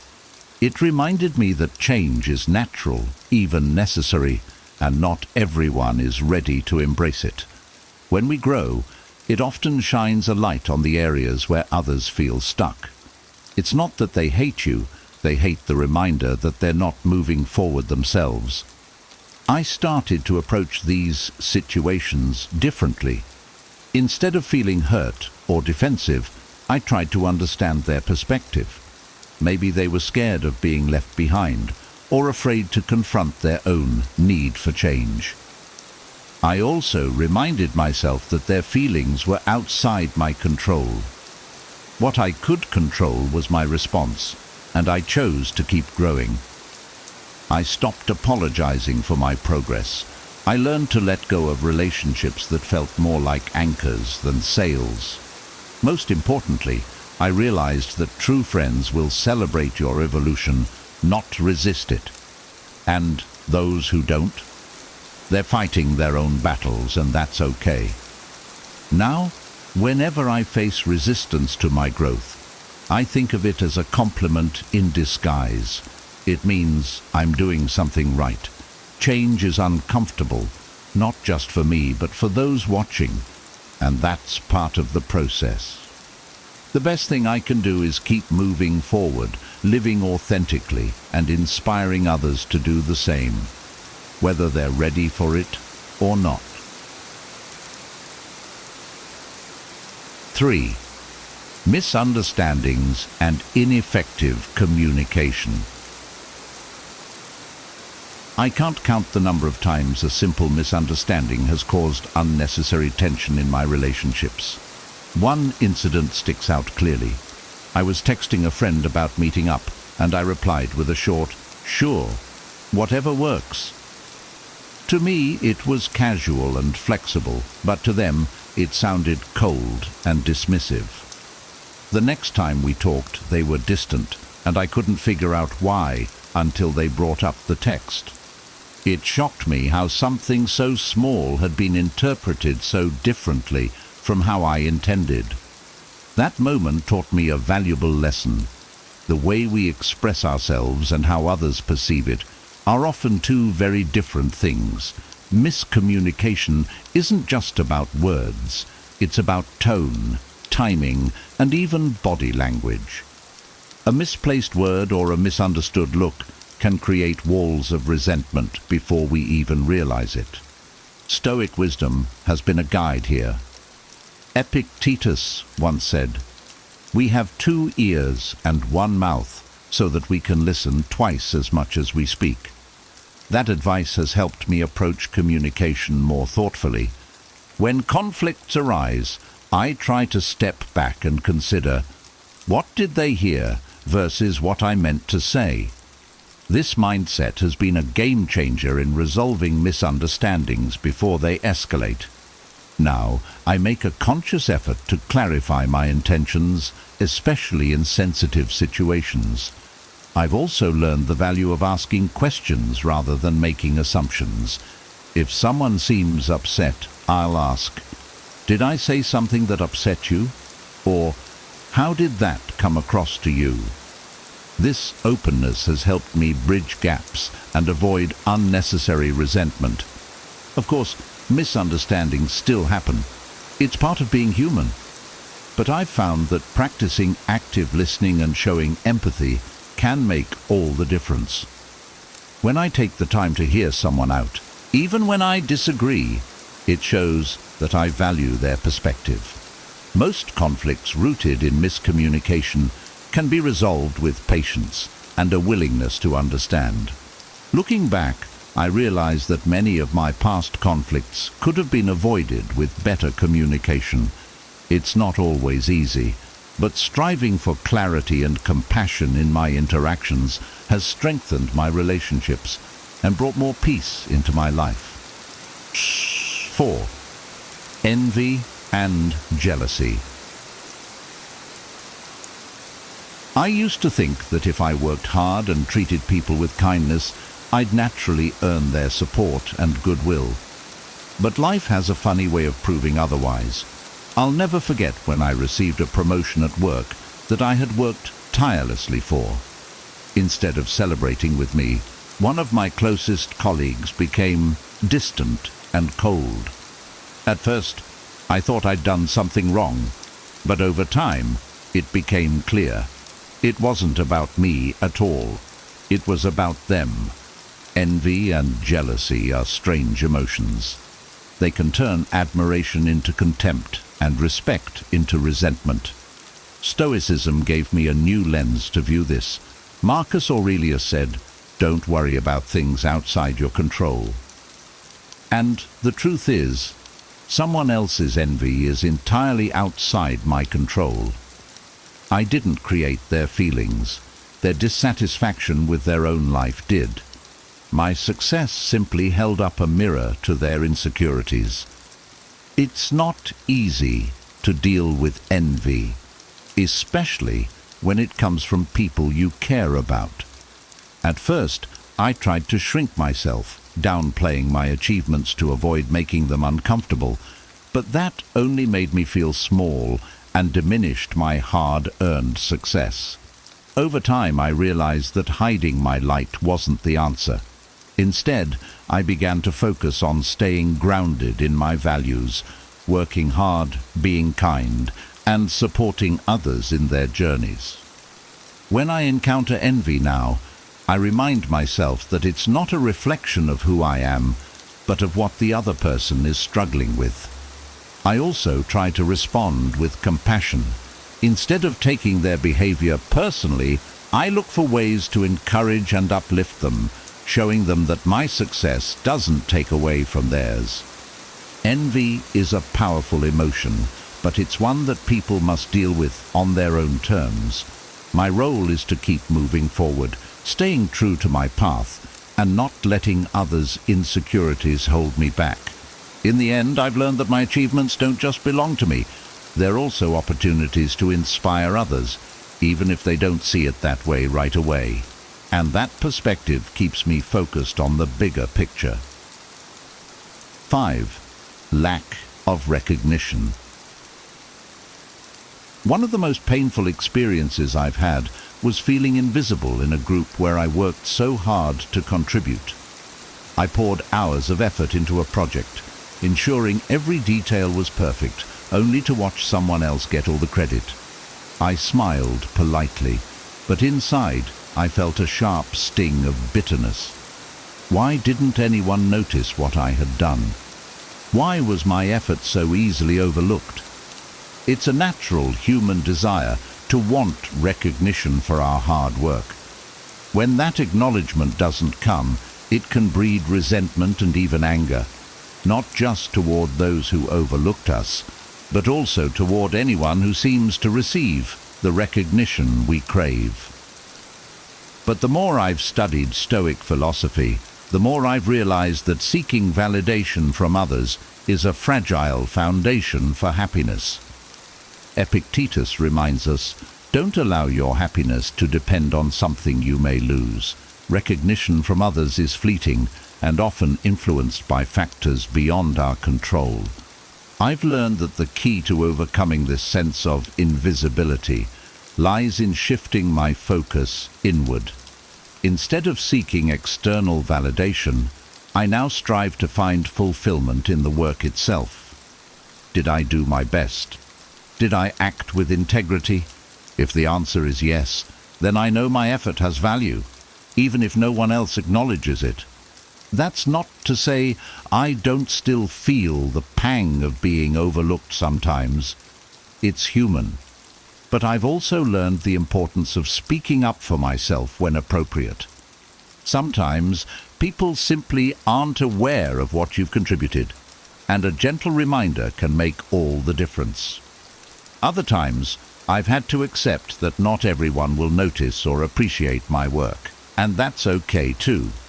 Now, when I feel underappreciated, I remind myself why I do what I do. Recognition is nice, but it's not the goal. The goal is to grow, to learn, and to contribute meaningfully to whatever I'm part of. By focusing on those internal rewards, I found a deeper sense of peace and purpose, and that's something no one can take away from me. 6. Competition and rivalry. I used to think of competition as purely motivational, something that pushed everyone to do better. But I've learned that competition can easily shift from a healthy drive to a toxic rivalry, especially when emotions like insecurity and jealousy get involved. One experience stands out vividly. A colleague and I were both working toward the same promotion. At first, it felt like friendly competition, but as the deadline approached, the dynamic changed. They started undermining me subtly, questioning my ideas in meetings, and even spreading rumors about my work ethic. I was shocked and hurt. I had always seen competition as a way for both parties to improve, not as a reason to tear each other down. For a while, I let their actions consume me. I started doubting myself, wondering if I should retaliate or try to outplay them. But then I stumbled upon Marcus Aurelius's wisdom. What stands in the way becomes the way. That quote shifted my mindset completely. I realized that the rivalry wasn't just an obstacle. It was an opportunity to focus on my own values and growth. Instead of engaging in their negativity, I decided to concentrate on what I could control. Doing my best work with integrity, I stopped comparing myself to them and redirected my energy into proving my worth through my actions. When I took my focus off the competition and put it back on self-improvement, I found clarity and peace. I couldn't control their behavior, but I could control how I responded. The promotion eventually went to me, but by the time it did, my perspective had shifted. Winning wasn't about beating them. It was about staying true to my principles. Looking back, I'm grateful for that experience. It taught me that toxic competition doesn't have to pull you down. It can be a chance to rise above and reaffirm your values. Now, I approach rivalry differently. I see it as a tool for growth rather than a battle to win. When competition arises, I remind myself that another person's success doesn't diminish mine, and there's room for everyone to thrive. That mindset has not only made me more resilient, but also helped me build healthier, more respectful relationships, even with those I once considered rivals. 7. Personal insecurities and projection. I didn't fully understand the power of personal insecurities until I found myself on the receiving end of someone's misplaced hostility. A co-worker, who always seemed friendly enough, suddenly started acting cold and dismissive toward me. They would roll their eyes during meetings when I spoke or dismiss my ideas without much consideration. It baffled me. What had I done to deserve this? After weeks of frustration, a mutual friend confided in me. The co-worker felt threatened by my recent success in a project they had wanted to lead. At first, I took their behavior personally. I questioned myself. Was I being too assertive? Did I unintentionally overshadow them? But the more I thought about it, the more I realized their hostility wasn't about me. It was about their own insecurities. They were projecting their feelings of inadequacy onto me, using me as a scapegoat for their internal struggles. Stoic wisdom offered clarity. Seneca once said, "We suffer more often in imagination than in reality." This reminded me that their perception of me was rooted in their fears, not in who I actually was. Instead of letting their negativity consume me, I chose to respond with empathy. I didn't confront them or call them out. Instead, I focused on staying consistent in my behavior, kind, collaborative, and respectful. I also started seeing their actions as a reflection of their struggles rather than an attack on me. It shifted my perspective entirely. Their resentment didn't mean I was in the wrong. It meant they were grappling with feelings of inadequacy, and my success had unintentionally triggered those emotions. Now, when I encounter similar situations, I remind myself of this lesson. Everyone has insecurities, and sometimes they manifest as negativity toward others. It's not my job to fix their feelings, but it is my responsibility to maintain my integrity. Instead of taking it personally, I choose to focus on my own growth while extending understanding to those who might be projecting their struggles. This mindset has helped me approach conflicts with more compassion and less frustration. It's a reminder that what others see in you often has more to do with what they feel about themselves, and that's their battle, not yours. 8. Lack of empathy and understanding. I used to believe that if I treated people with kindness and fairness, they'd naturally do the same in return. But over time, I realized that not everyone sees the world through the same lens. One particular experience drove this home for me. I had a disagreement with a teammate on a project. I thought I had been clear and reasonable, but they took my comments as a personal attack. Instead of talking it out, they began avoiding me, and eventually spreading negativity about me to others. At first, I was frustrated and confused. I couldn't understand how they had misunderstood my intentions so badly. But then it hit me. They weren't seeing the situation from my perspective. They had interpreted my words through the filter of their own experiences and insecurities, just as I might have done in their shoes. It wasn't malice. It was a lack of empathy and understanding. Stoicism has taught me a lot about this dynamic. Marcus Aurelius wrote, "Whenever you are about to find fault with someone, ask yourself the following question: what fault of mine most nearly resembles the one I am about to criticize?" That piece of wisdom shifted my thinking. Instead of getting defensive, I began to reflect on how I might also misinterpret others or fail to empathize in certain situations. I decided to approach the teammate with humility and openness. I apologized for any misunderstanding and explained my intentions clearly, without blaming them. It wasn't an instant fix, but over time, the relationship improved. That experience taught me that many conflicts stem from a lack of mutual understanding, not outright hostility. Since then, I've made empathy a priority in my interactions. When someone seems upset or distant, I ask myself, what might they be going through that I don't see?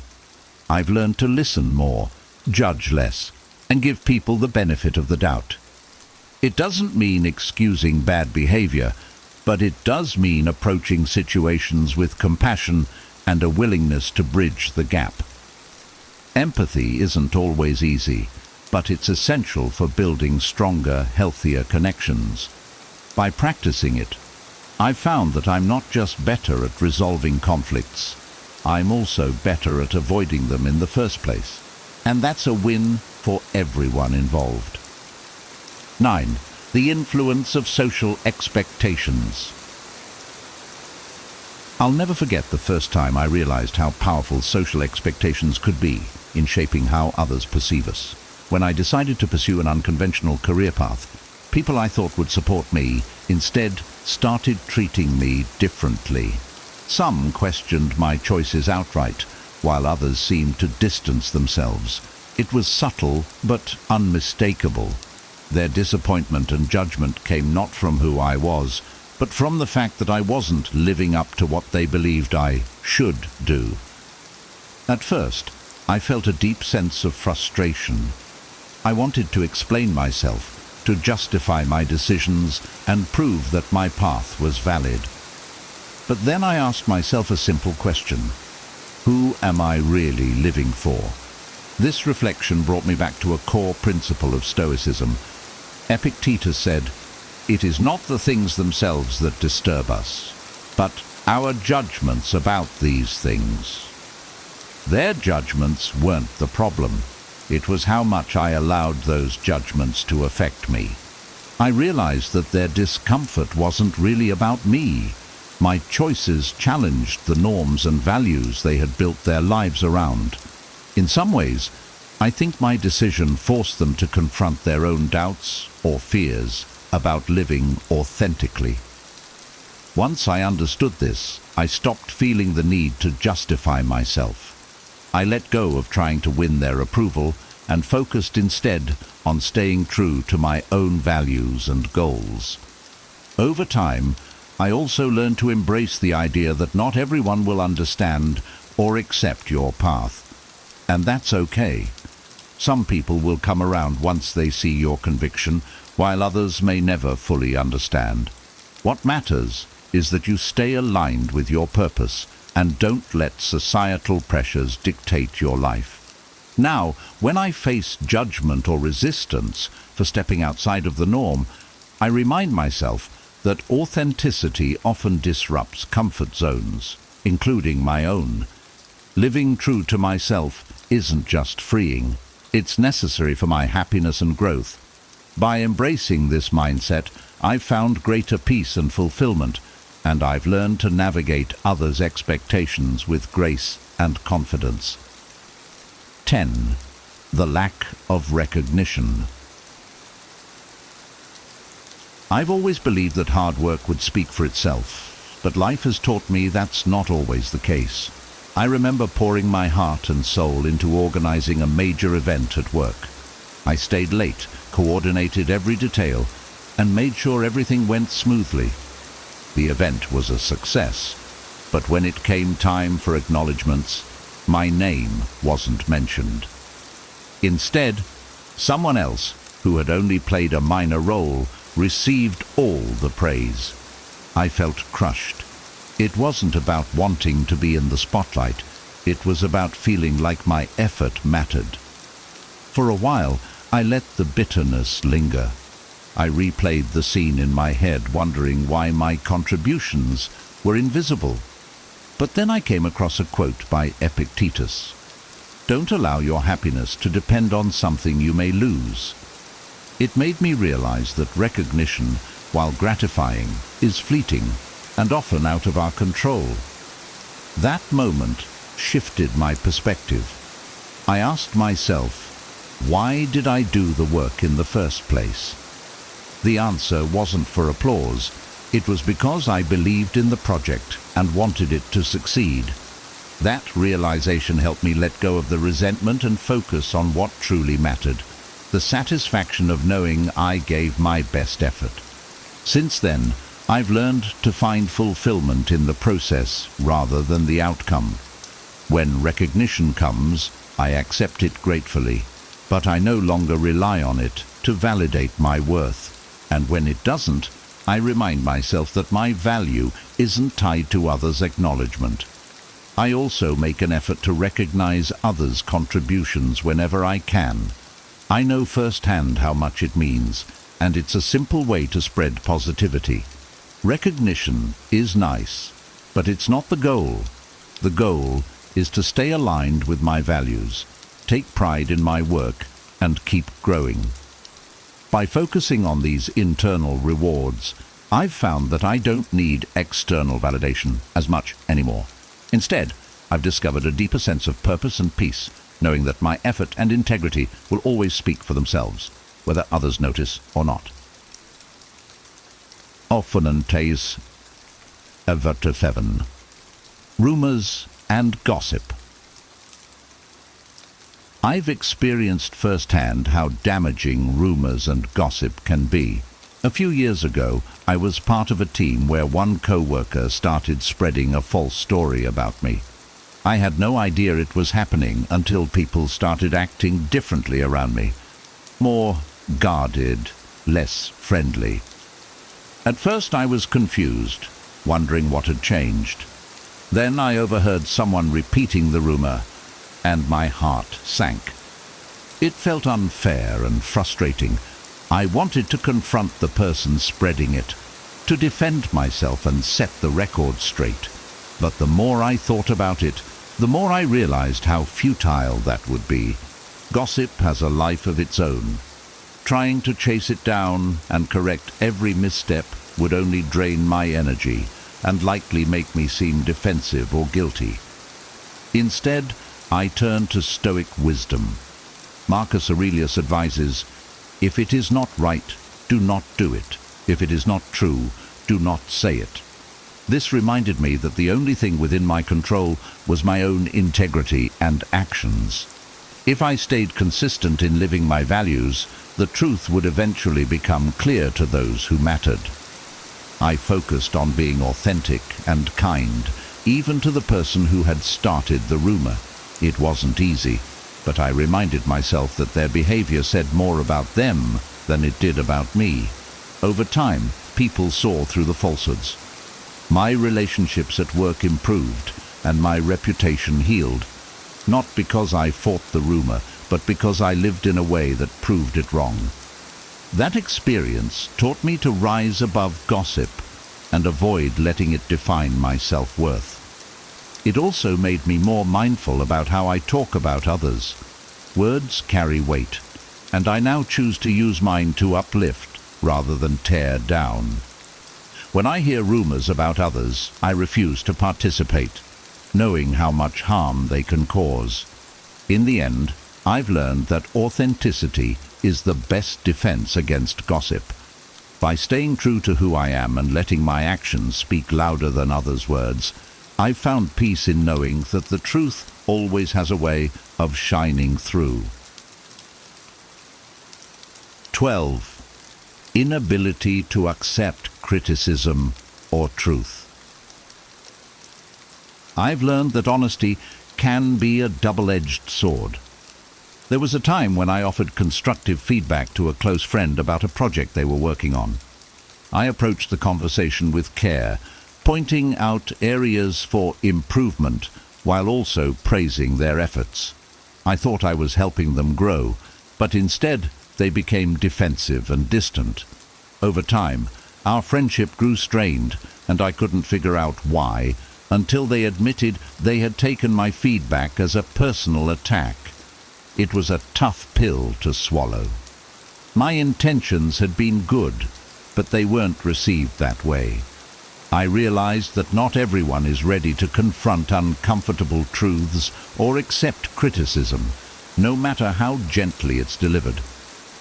Sometimes, people's inability to hear the truth stems from their own fears and insecurities. Stoicism helped me navigate this. Epictetus advises, if you want to improve, be content to be thought foolish and stupid. This reminded me that being honest, even when it's uncomfortable, is more important than being liked. I've since learned to balance honesty with empathy. Instead of assuming that everyone is ready for the truth, I now gauge whether they're open to feedback. If they are, I try to frame it in a way that feels constructive and supportive rather than critical. And if they're not, I've learned to step back and respect their journey. It's not my place to force growth on someone who isn't ready. On the flip side, I've also reflected on how I handle criticism.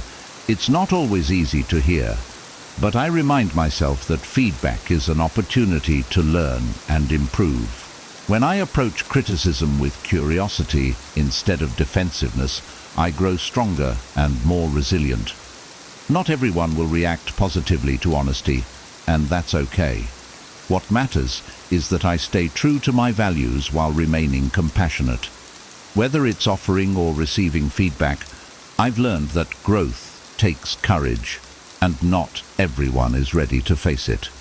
By focusing on my integrity and practicing patience, I've found a way to navigate these situations without letting them harm my relationships or my sense of self. Now that you know these 12 reasons why people might secretly hate you, you have the power to rise above negativity and protect your peace. Remember, these feelings often reflect others' inner struggles more than they do your actions. By applying the insights and Stoic wisdom we've explored today, you can navigate these challenges with clarity, confidence, and resilience. If you found this video valuable, make sure to hit the like button. It really helps more people discover this content. Don't forget to subscribe and turn on the notification bell so you never miss an opportunity to grow wiser with us. I'd love to hear from you in the comments. What resonated most with you? Have you ever experienced situations like these, and how did you handle them? Share your takeaways and stories below.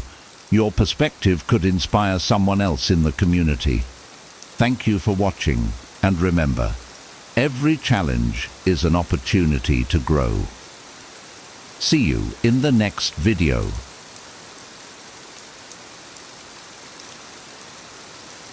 "12 Stoic Principles to Master the Art of Not Caring and Letting Go." Imagine this.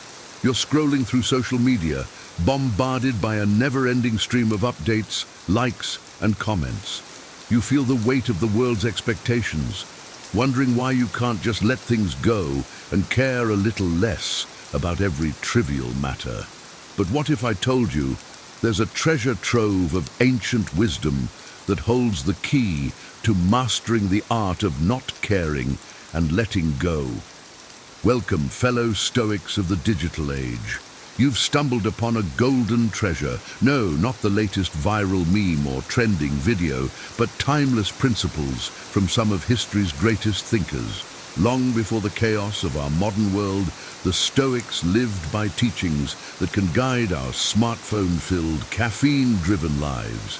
In this video, we'll explore 12 Stoic principles that are so refreshing, they might just be the antidote to the 21st century hustle.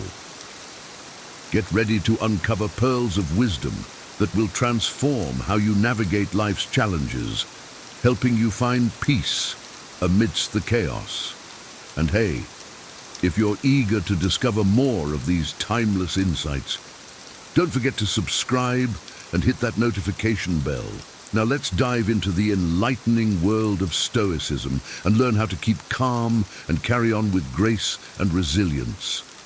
Number 1, reflect, review, and realign. In the rush of our daily lives, we often overlook the importance of self-reflection. Yet, as Marcus Aurelius wisely noted, the happiness of your life depends upon the quality of your thoughts. Taking time to reflect on our actions, decisions, and their outcomes allows us to understand ourselves better. Regular introspection acts as a mirror for our souls, revealing patterns that either aid or hinder our growth. By reviewing our actions and thoughts, we can realign our paths, making necessary adjustments to lead a more fulfilled and intentional life. This practice isn't about dwelling on past mistakes, but learning from them, celebrating small victories and continuously evolving. In a world that seldom grants us pauses, embracing reflection can be our secret to inner peace and true contentment. Number 2, accept change as nature's course. Change is the only constant in life, yet we often resist it, clinging to the familiar. Epictetus, a revered Stoic philosopher, reminds us, it's not what happens to you, but how you react to it that matters. Life's nature is evolution, and every change, whether a job switch, a breakup, or a move, adds a unique brushstroke to the canvas of our existence. By accepting change as part of nature's course, we free ourselves from unnecessary suffering. Embracing life's fluidity and unpredictability allows us to flow with it rather than fight against it. This acceptance doesn't mean passive resignation, but an active engagement with life's ever-shifting landscape, finding growth and opportunities in every twist and turn. Number 3, control. What's within, release what's without. Imagine this, it's a rainy Tuesday morning and your cat knocks over your freshly brewed cup of tea. The old you might have fumed, blaming the universe for conspiring against you, but consider Seneca's wisdom. We suffer more in imagination than in reality. The truth is, things happen, tea spills, cats are mischievous. What's within our control? Our reactions. Instead of letting our imagination paint a gloomy day ahead, we can choose to laugh it off and brew another cup. The world will keep throwing curveballs, but the power of our reactions is entirely ours. By focusing on what we can control, our thoughts, actions, and responses, we can navigate life's challenges with grace and resilience. Number 4, detach from external validation. In today's hyper-connected world, it's easy to get hooked on external validation. Every like, share, and comment becomes a measure of our self-worth. But as Epictetus wisely said, man is not worried by real problems so much as by his imagined anxieties about real problems. It's strange that tiny icons on a screen can dictate our mood and sense of self. Stoicism urges us to seek validation from within.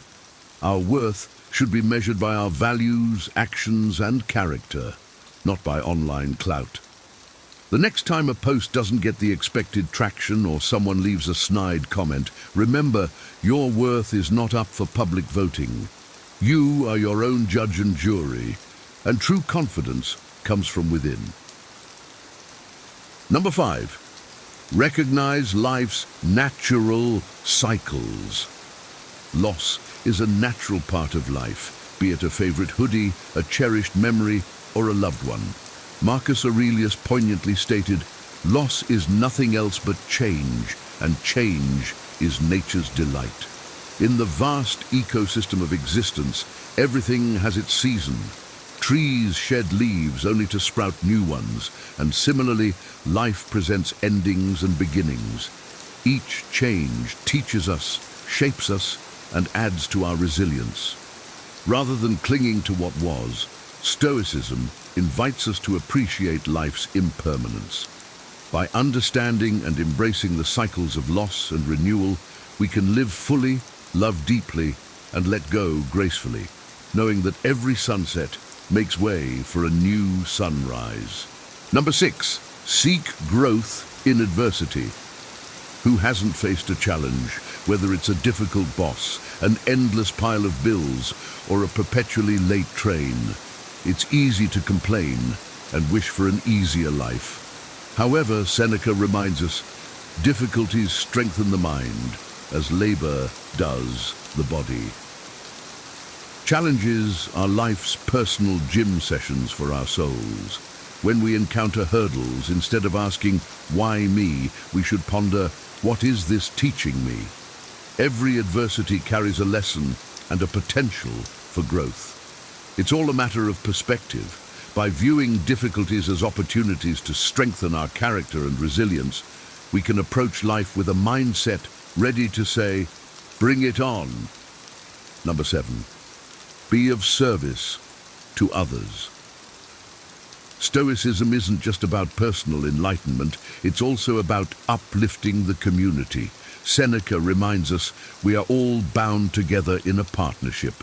By helping others, we not only enrich their lives, but also add meaning to our own. Whether it's assisting a neighbor, volunteering, or simply being there for a friend, every act of kindness reverberates in the universe. Stoicism teaches that true fulfillment comes from being of service to others. It's not just about thriving solo, but about elevating those around us. In helping others, we find purpose and forge deeper connections, enhancing both our lives and the lives of those we touch. Number 8, cultivate inner riches. In an age dominated by opulent Instagram feeds and constant displays of affluence, it's easy to equate happiness with material gains. Yet, Seneca wisely observed, it's not the man who has too little, but the man who craves more that is poor. True wealth isn't about the latest gadgets or designer labels. It's about the contentment of the soul, the richness of experiences, and the treasure of memories. Stoicism reminds us that while it's okay to enjoy life's luxuries, we shouldn't be enslaved by them. In the end, it's the stories we've woven, not the possessions we've accumulated, that truly matter.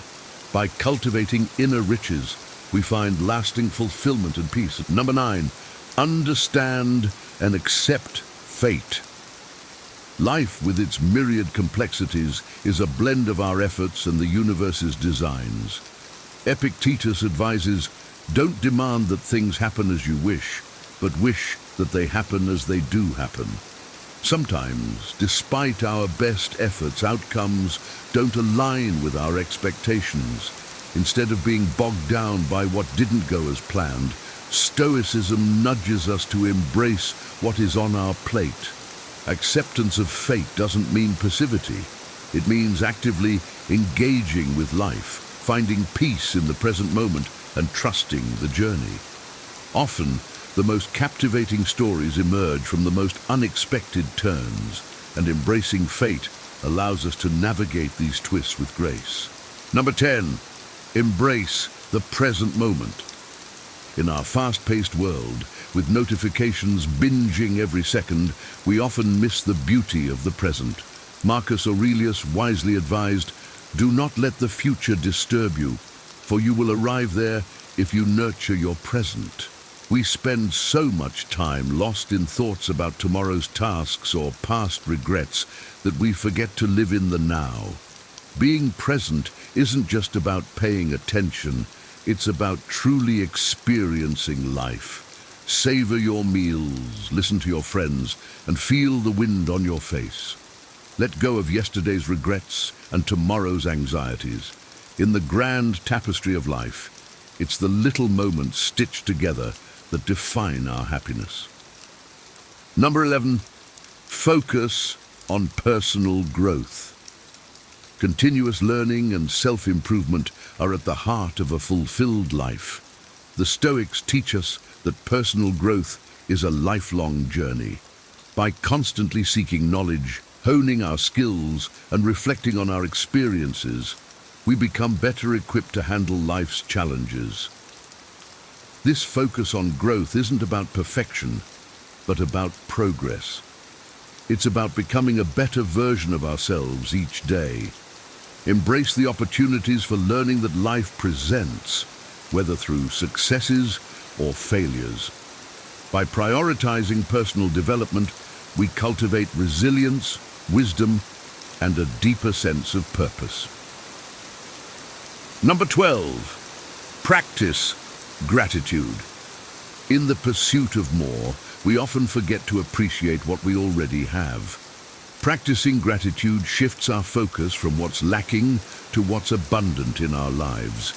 As Seneca observed, it is not the man who has too little, but the man who craves more that is poor. By regularly expressing thankfulness for our blessings, we foster a positive outlook and inner peace. Gratitude is a powerful antidote to dissatisfaction and envy.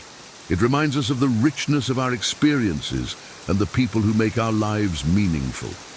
Make it a habit to reflect on and express gratitude daily, and watch as your perspective transforms. As we draw the curtain on this enlightening journey through the hallowed halls of Stoicism, take a moment to reflect on the timeless wisdom you've just encountered. These ancient principles, though forged in a different era, fit seamlessly into our frantic modern lives, proving that some truths are truly eternal. Now, I have a challenge for you. In the comments below, share which of these Stoic gems resonated with you the most. Did Seneca's profound insight strike a chord, or did Marcus Aurelius feel like your newfound confidant? Let's spark a conversation and learn from each other, deepening our understanding and appreciation of these teachings. As we draw the curtain on this enlightening journey through the hallowed halls of Stoicism, take a moment to reflect on the timeless wisdom you've just encountered. These ancient principles, though forged in a different era, fit seamlessly into our frantic modern lives, proving that some truths are truly eternal. Now, I have a challenge for you. In the comments below, share which of these Stoic gems resonated with you the most. Did Seneca's profound insight strike a chord, or did Marcus Aurelius feel like your newfound confidant?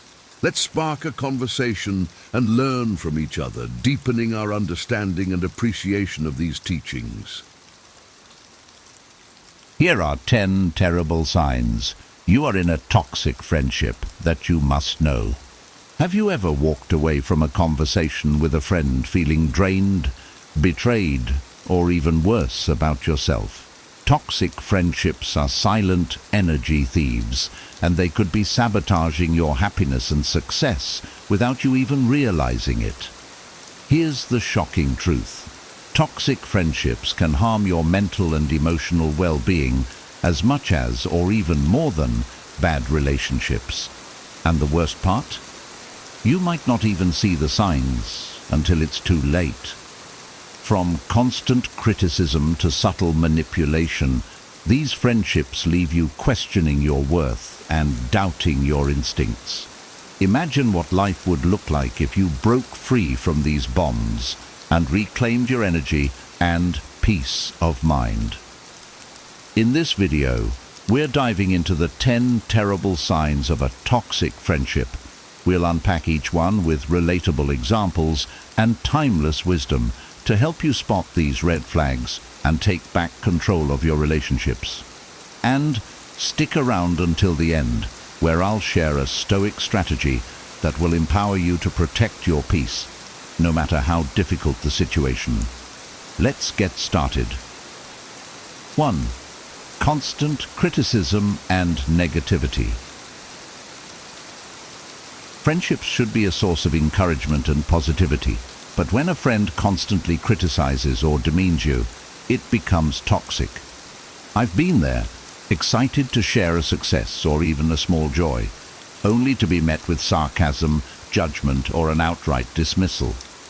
Over time, these small cuts pile up, leaving you questioning your worth or feeling like your achievements are never enough. Stoic philosophy offers a valuable perspective in dealing with such situations. Epictetus reminds us, it's not what happens to you, but how you react to it that matters. When someone habitually criticizes us, their words reflect more about them than us. Their negativity may stem from their own insecurities, frustrations, or inability to celebrate others' successes. Understanding this doesn't excuse their behavior, but it helps us not internalize their words. There's also wisdom in Marcus Aurelius's reflection: choose not to be harmed, and you won't feel harmed. For a long time, I allowed the opinions of others to shape how I saw myself. If they criticized my work or mocked my dreams, I'd question whether I was on the right path. But the Stoics teach us to ground our self-worth internally, not in the unstable approval of others. I learned to step back and ask, is their criticism constructive, or is it just noise? Most of the time it was the latter, but knowing this doesn't mean we should tolerate endless negativity. A true friend's feedback may sometimes be uncomfortable, but it should always come from a place of care and a desire to see us grow. Toxic criticism, on the other hand, is intended to diminish us. Seneca wrote, "Associate with people who are likely to improve you. If a friendship consistently drags you down, it's worth re-evaluating its place in your life." I began setting boundaries when I recognized this pattern in a past friendship. Instead of confronting their negativity with anger, I calmly expressed how their words affected me. Stoicism taught me to remain composed and intentional in my response. When they didn't change, I chose to limit my interaction with them, not out of spite, but to protect my peace. Ultimately, we can't control how others behave, but we can control the friendships we nurture. Surround yourself with those who uplift and inspire, not those who tear you down. That's not just a wise choice. It's a Stoic one. 2. One-sided effort. A friendship should be a two-way street. When you're the one always reaching out, making plans or offering support, it becomes exhausting and unsustainable. I've had friendships where I felt like the glue holding things together, sending the first text, organizing meetups, or being the listening ear every time they needed to vent. But when I needed someone, there was silence. It felt like running a marathon while they casually strolled beside me. Stoic wisdom reminds us to evaluate relationships through a lens of rationality and fairness. Marcus Aurelius wrote, "What is not good for the beehive cannot be good for the bees." A friendship that lacks mutual effort disrupts the harmony of both individuals. It leaves one person depleted while the other benefits without reciprocation. This imbalance is not just unkind, it's unhealthy. I used to justify one-sided friendships, convincing myself that maybe they were just busy or going through something. But Epictetus urges us to focus on what is within our control. Attach yourself to what is in harmony with your nature. If your natural state is to give and connect, yet someone continually neglects your efforts, that misalignment is worth examining. Their behavior isn't something you can control, but your choice to invest in that relationship is. Recognizing one-sided effort doesn't mean immediately cutting someone off. Instead, as the Stoics would advise, approach the situation with clarity and composure. Seneca reminds us, a gift consists not in what is done or given, but in the intention of the giver.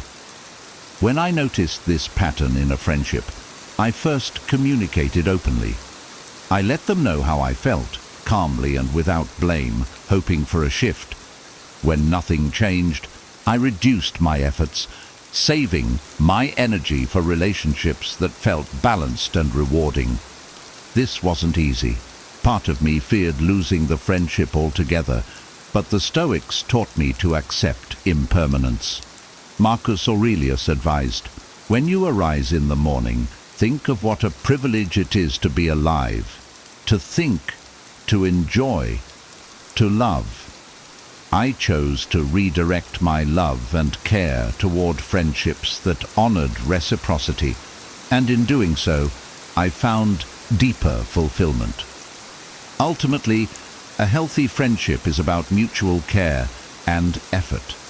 If you're constantly overextending yourself, pause and reflect. Is this a friendship or a one-sided obligation. Stoicism encourages us to invest wisely, not just in things, but in people. 3. Manipulation and control. Friendship thrives on trust and mutual respect, but manipulation and control poison that foundation. A toxic friend might use guilt, emotional blackmail, or subtle pressure to sway you into doing things their way. I've experienced this firsthand. A friend who would frame every request as a test of loyalty, or who'd act hurt when I set boundaries, making me feel like the villain for prioritizing my needs. Stoic philosophy offers powerful tools to navigate such dynamics. Epictetus reminds us, if someone is able to provoke you, realize that your mind is complicit in the provocation. Manipulative friends often rely on emotional triggers, guilt, fear, or the desire to please. They count on our reactions to keep control. But when we pause and reflect instead of reacting, we reclaim our power. Their words and actions lose their grip on us. Marcus Aurelius's wisdom also applies here. You have power over your mind, not outside events. Realize this, and you will find strength. In my case, I started to recognize the patterns. When my friend used guilt to control me, I asked myself, is this demand reasonable? Would they act the same way if roles were reversed? The answer was often no.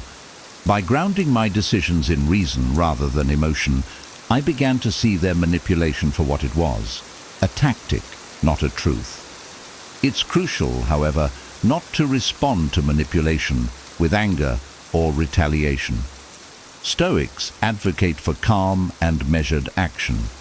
Seneca wrote, "The best revenge is not to be like your enemy." When I confronted my friend about their behavior, I did so with composure, explaining how their actions made me feel and why it was affecting our friendship.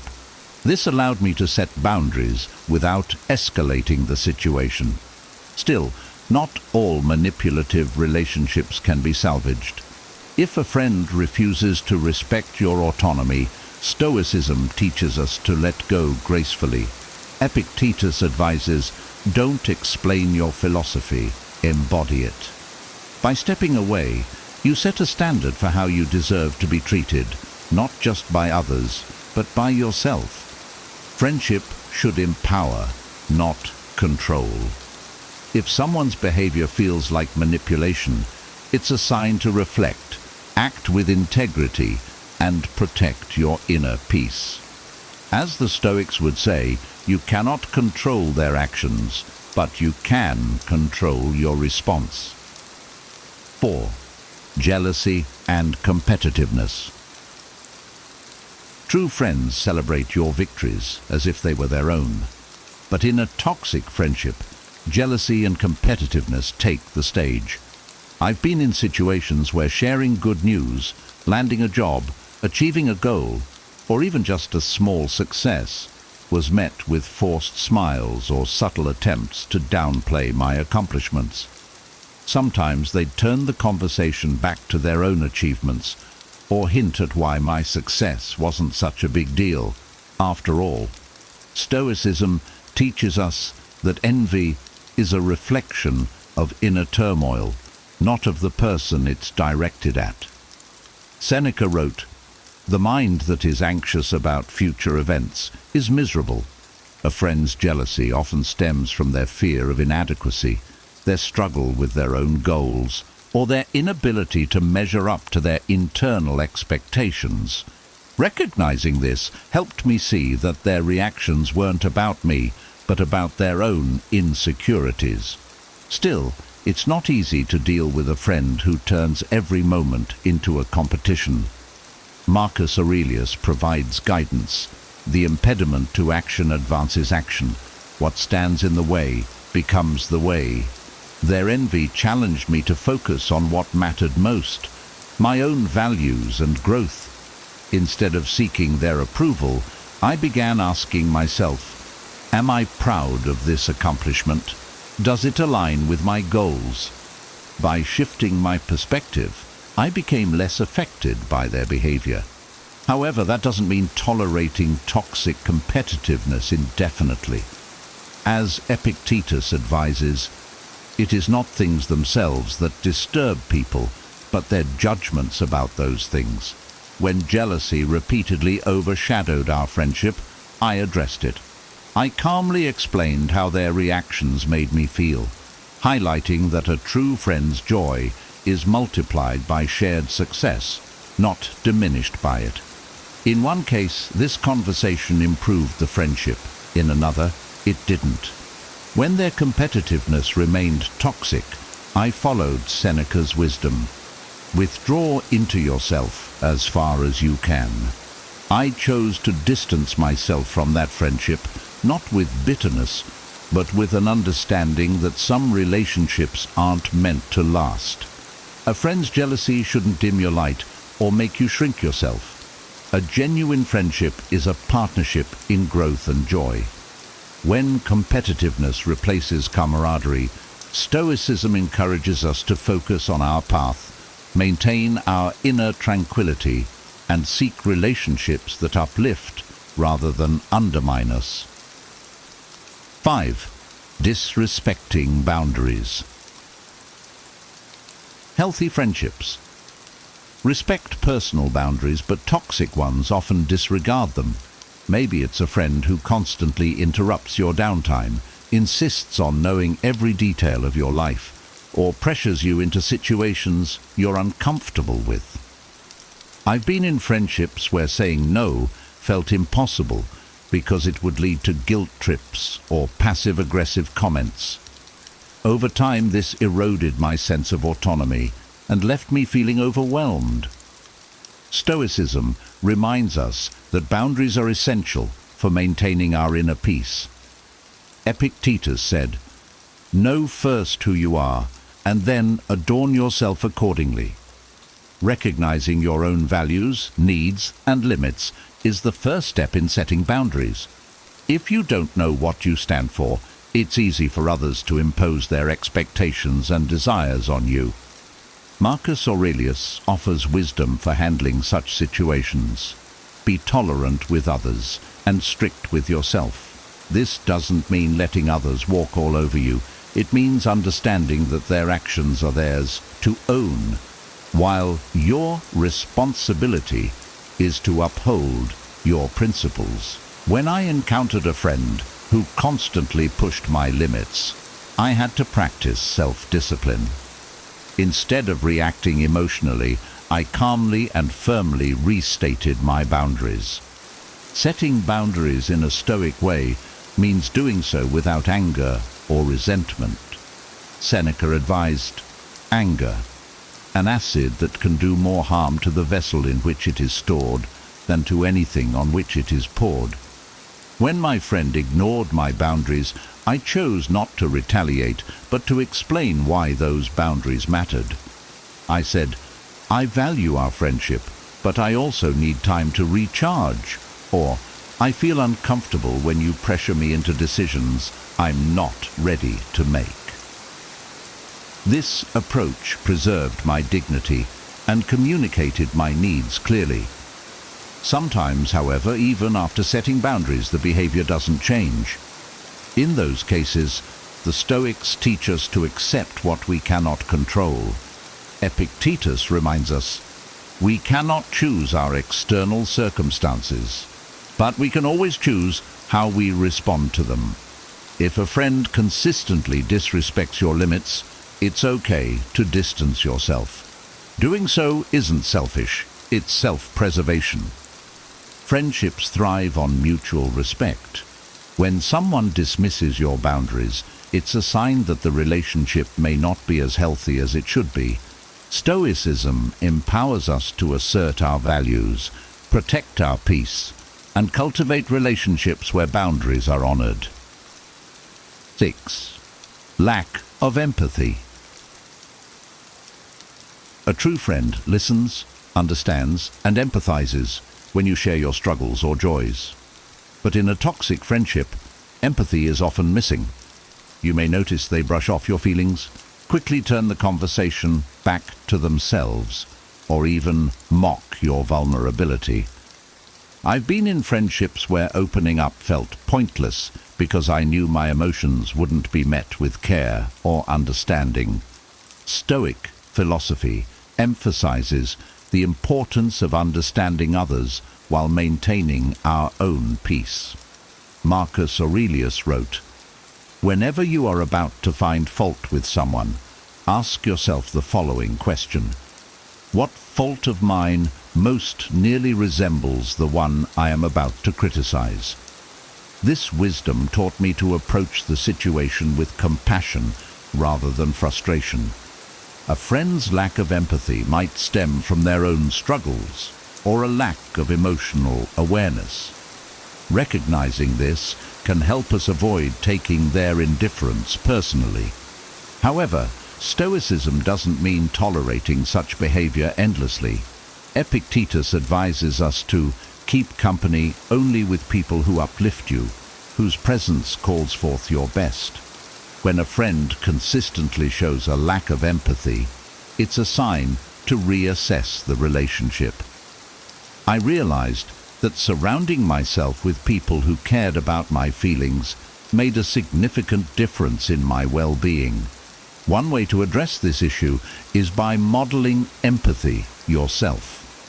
Seneca wrote, "Wherever there is a human being, there is an opportunity for kindness." When I noticed a friend's lack of empathy, I chose to respond to their struggles with understanding, even when they didn't reciprocate. This approach sometimes encouraged them to mirror that behavior back to me. But when it didn't, I understood that their emotional limitations were not my responsibility to fix. If a lack of empathy persists, Stoicism teaches us to let go gracefully.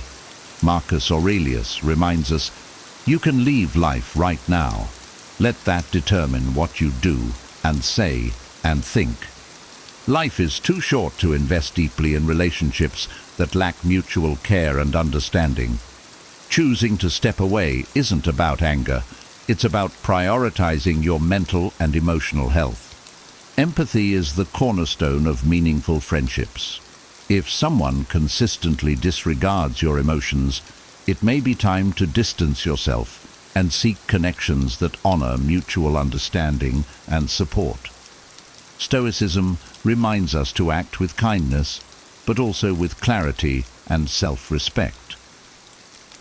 7. Gossiping about you. Trust is the foundation of any friendship, but when a friend gossips about you, spreading personal details, sharing secrets, or speaking negatively behind your back, it feels like a betrayal. I've experienced this before, discovering that someone I trusted had been sharing my vulnerabilities with others. It was like being stabbed in the back by someone who was supposed to have my best interests at heart. Stoic philosophy offers a steadying perspective in such moments of betrayal.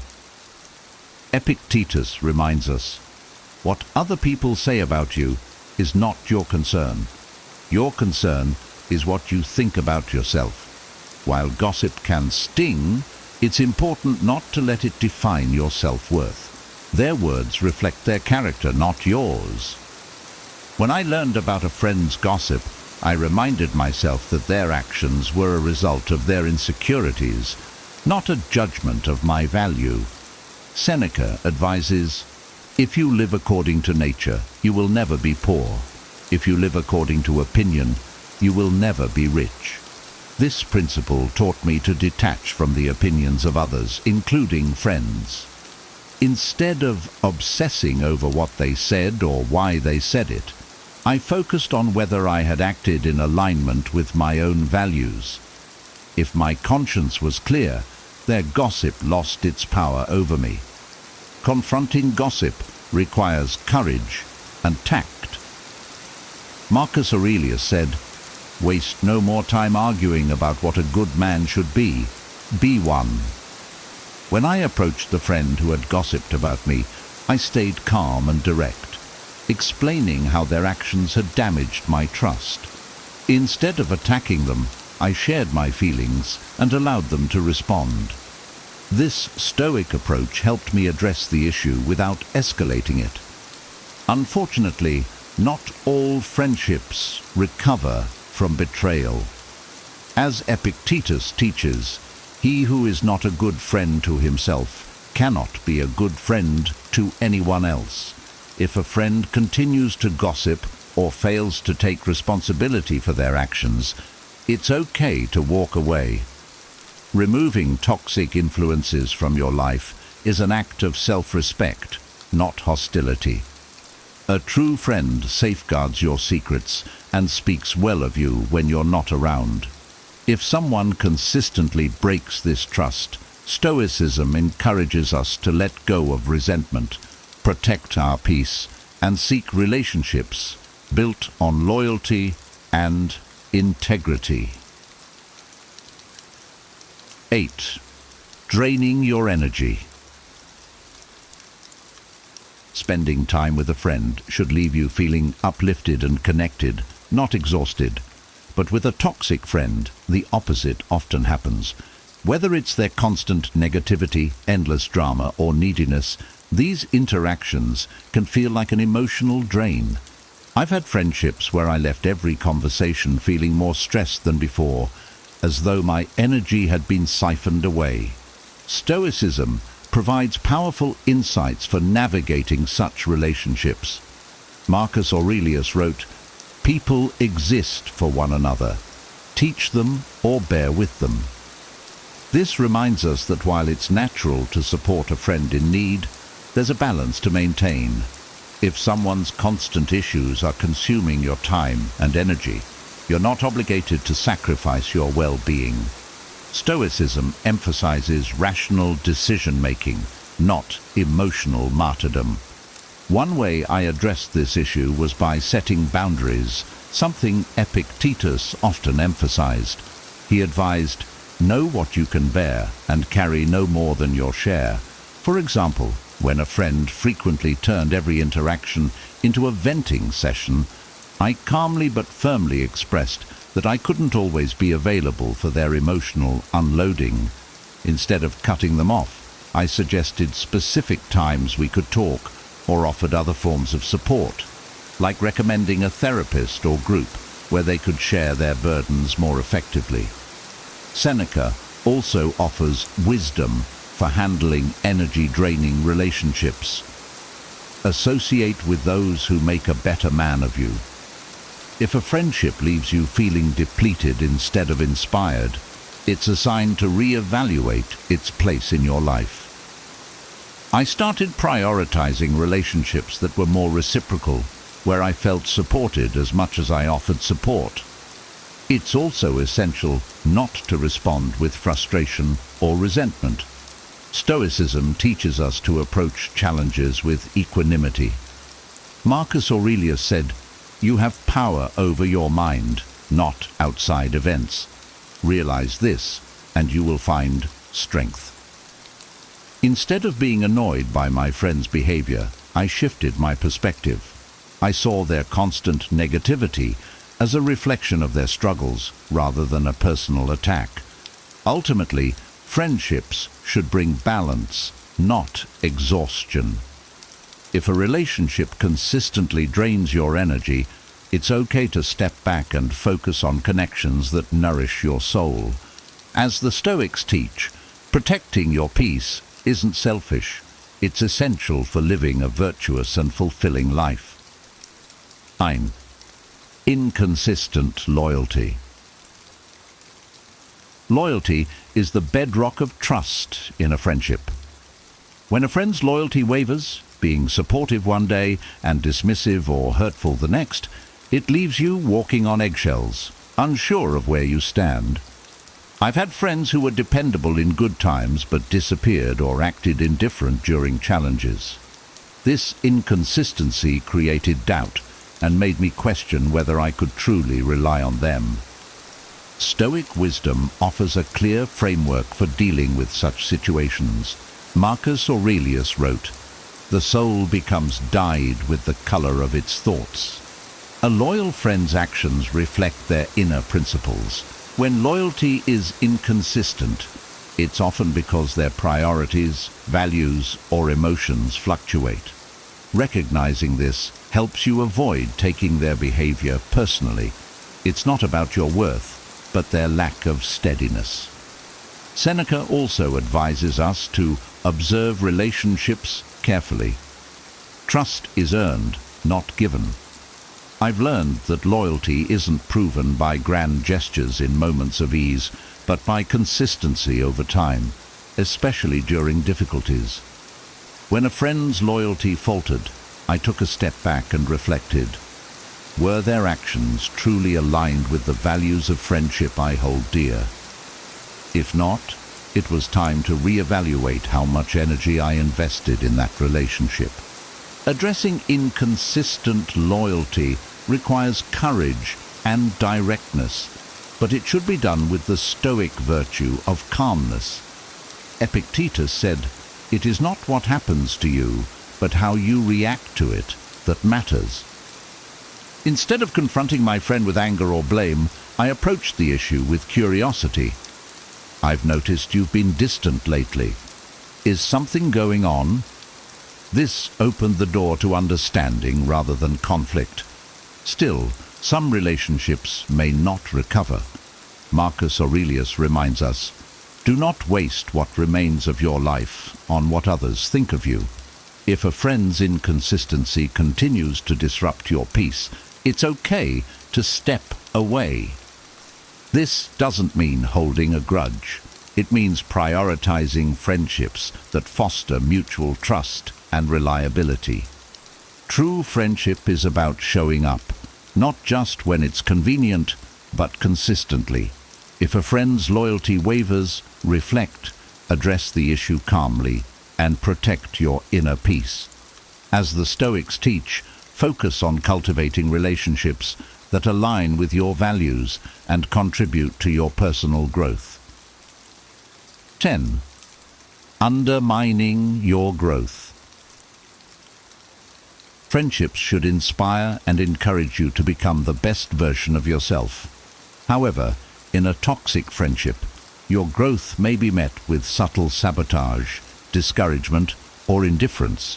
I've had friends who reacted to my efforts to improve with dismissive remarks, backhanded compliments, or even outright attempts to pull me back to old habits. It's as though my growth threatened their comfort zone. The Stoics remind us that personal growth is a central part of living a virtuous life. Epictetus said, "First, say to yourself what you would be, and then do what you have to do." A true friend supports this process, but a toxic one often feels left behind or insecure about their own stagnation. Recognizing this helped me see that their attempts to undermine me weren't about my growth. They were about their fear of change. When I noticed this pattern in a friendship, I reflected on Seneca's advice. Associate with those who help you be your best. A good friend should celebrate your progress and encourage your efforts to improve. I began asking myself, does this friendship align with my values and goals? Does it support the person I want to become? If the answer was no, I knew it was time to reevaluate the relationship. Addressing this issue requires a Stoic approach, calm, rational, and composed. Marcus Aurelius said, "Be tolerant with others and strict with yourself."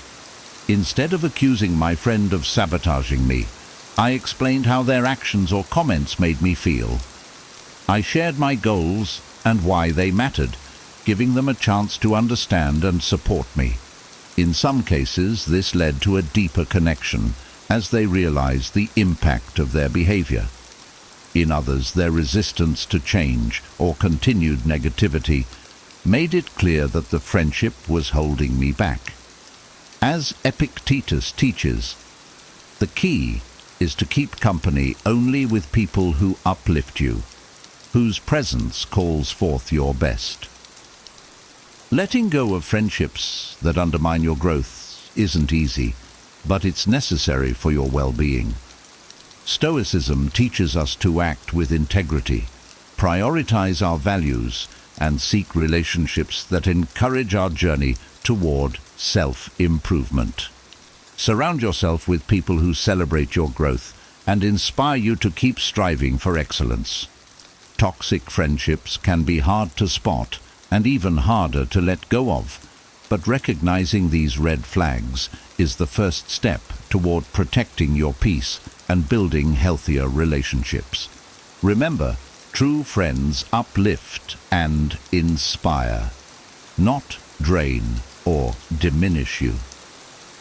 As the Stoics teach us, we can't control how others act, but we can control the company we keep. If you found this video helpful, don't forget to like it and subscribe to the channel for more insights on navigating relationships and living a wiser, more intentional life. I'd also love to hear from you. What resonated most with you? Have you ever experienced any of these signs in a friendship? Share your thoughts and takeaways in the comments below. Let's start a conversation that helps all of us grow. Thank you for watching, and until next time, take care of your inner peace. It's worth everything.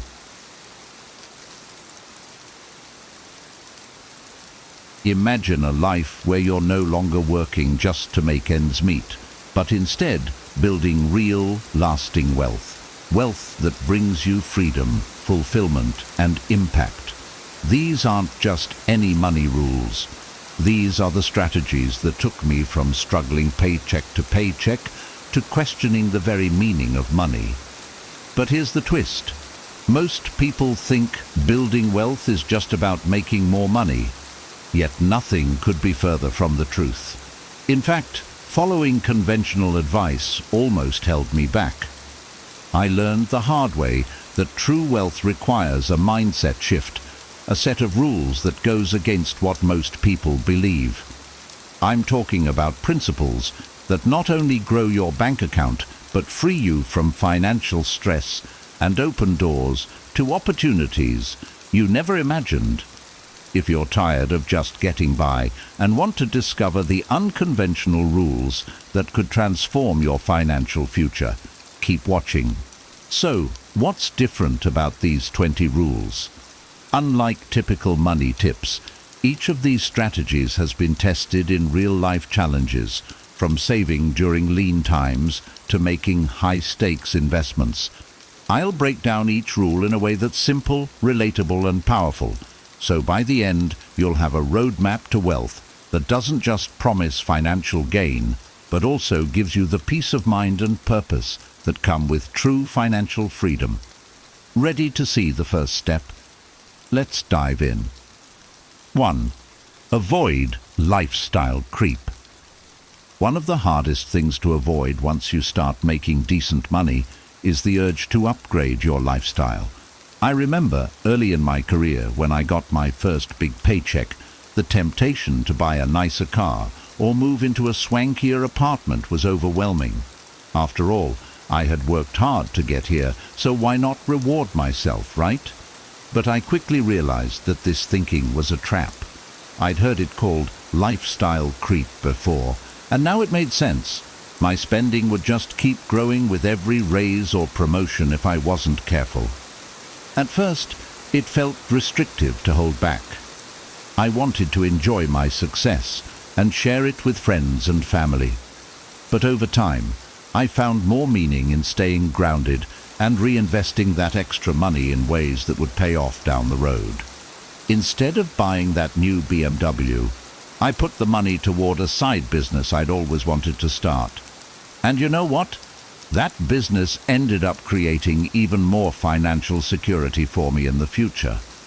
The funny thing is, delaying those instant gratifications taught me something even more valuable than financial discipline. It taught me patience. I became someone who could look beyond the immediate reward for something bigger and better in the future. Today, I still live below my means, which lets me keep building a secure future while also freeing me from the pressure of keeping up with anyone else. I've realized that true wealth isn't about flashy things. It's about having peace of mind, financial security, and the freedom to make choices without being chained to a lifestyle I can't maintain. 2. Master emotional control. Learning to control my emotions, especially with money, was one of the toughest but most rewarding lessons. I can remember countless times I acted impulsively, buying things because I was stressed or investing in something because everyone else was doing it. But as I look back, I see that the times I stayed calm and rational with my decisions were the times I made the best choices. Emotions, whether it's excitement, fear, or impatience, can cloud judgment and lead to decisions we later regret. For instance, there was a period when the stock market was doing really well, and I felt this intense pressure to jump in on some high-risk stocks that everyone was talking about. I didn't even research them.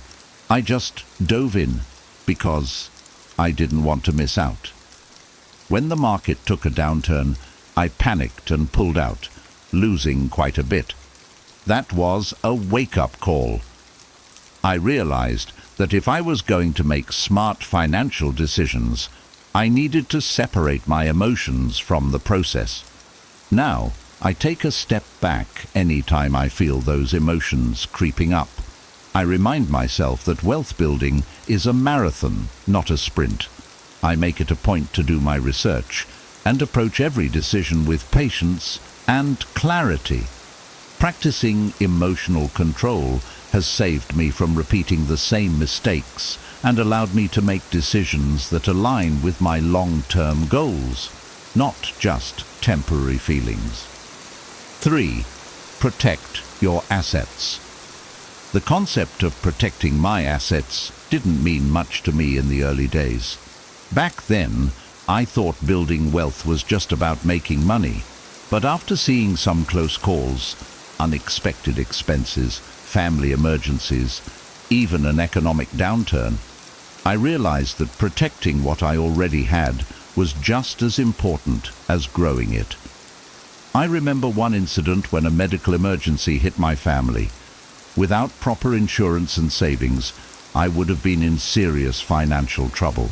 That's when I understood the value of having a safety net.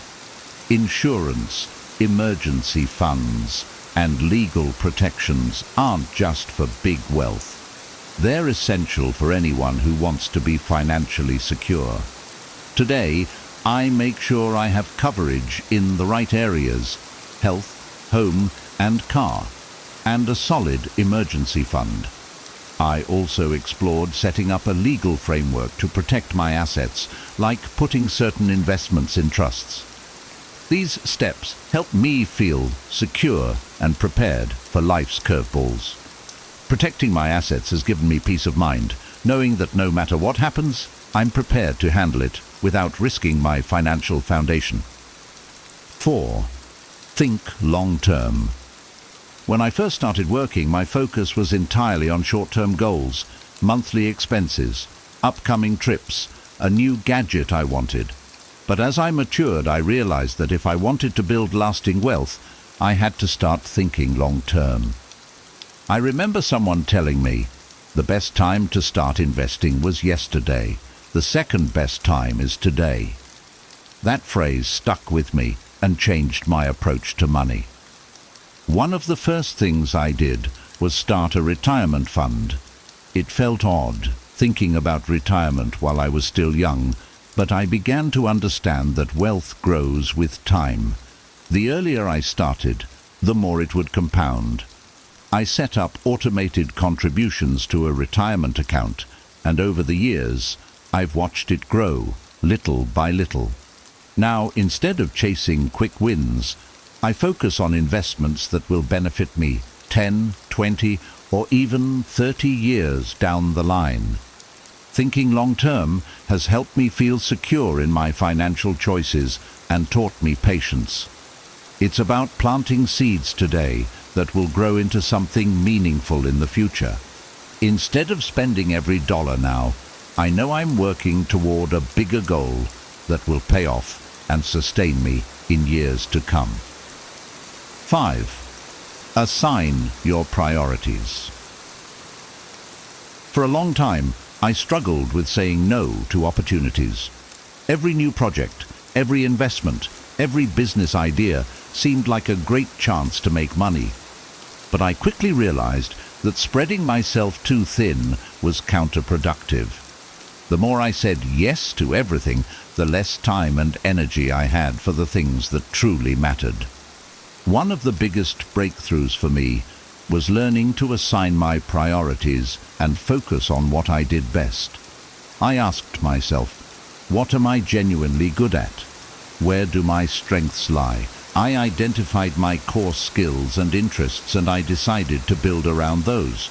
Instead of jumping at every opportunity, I committed to becoming exceptional at one thing.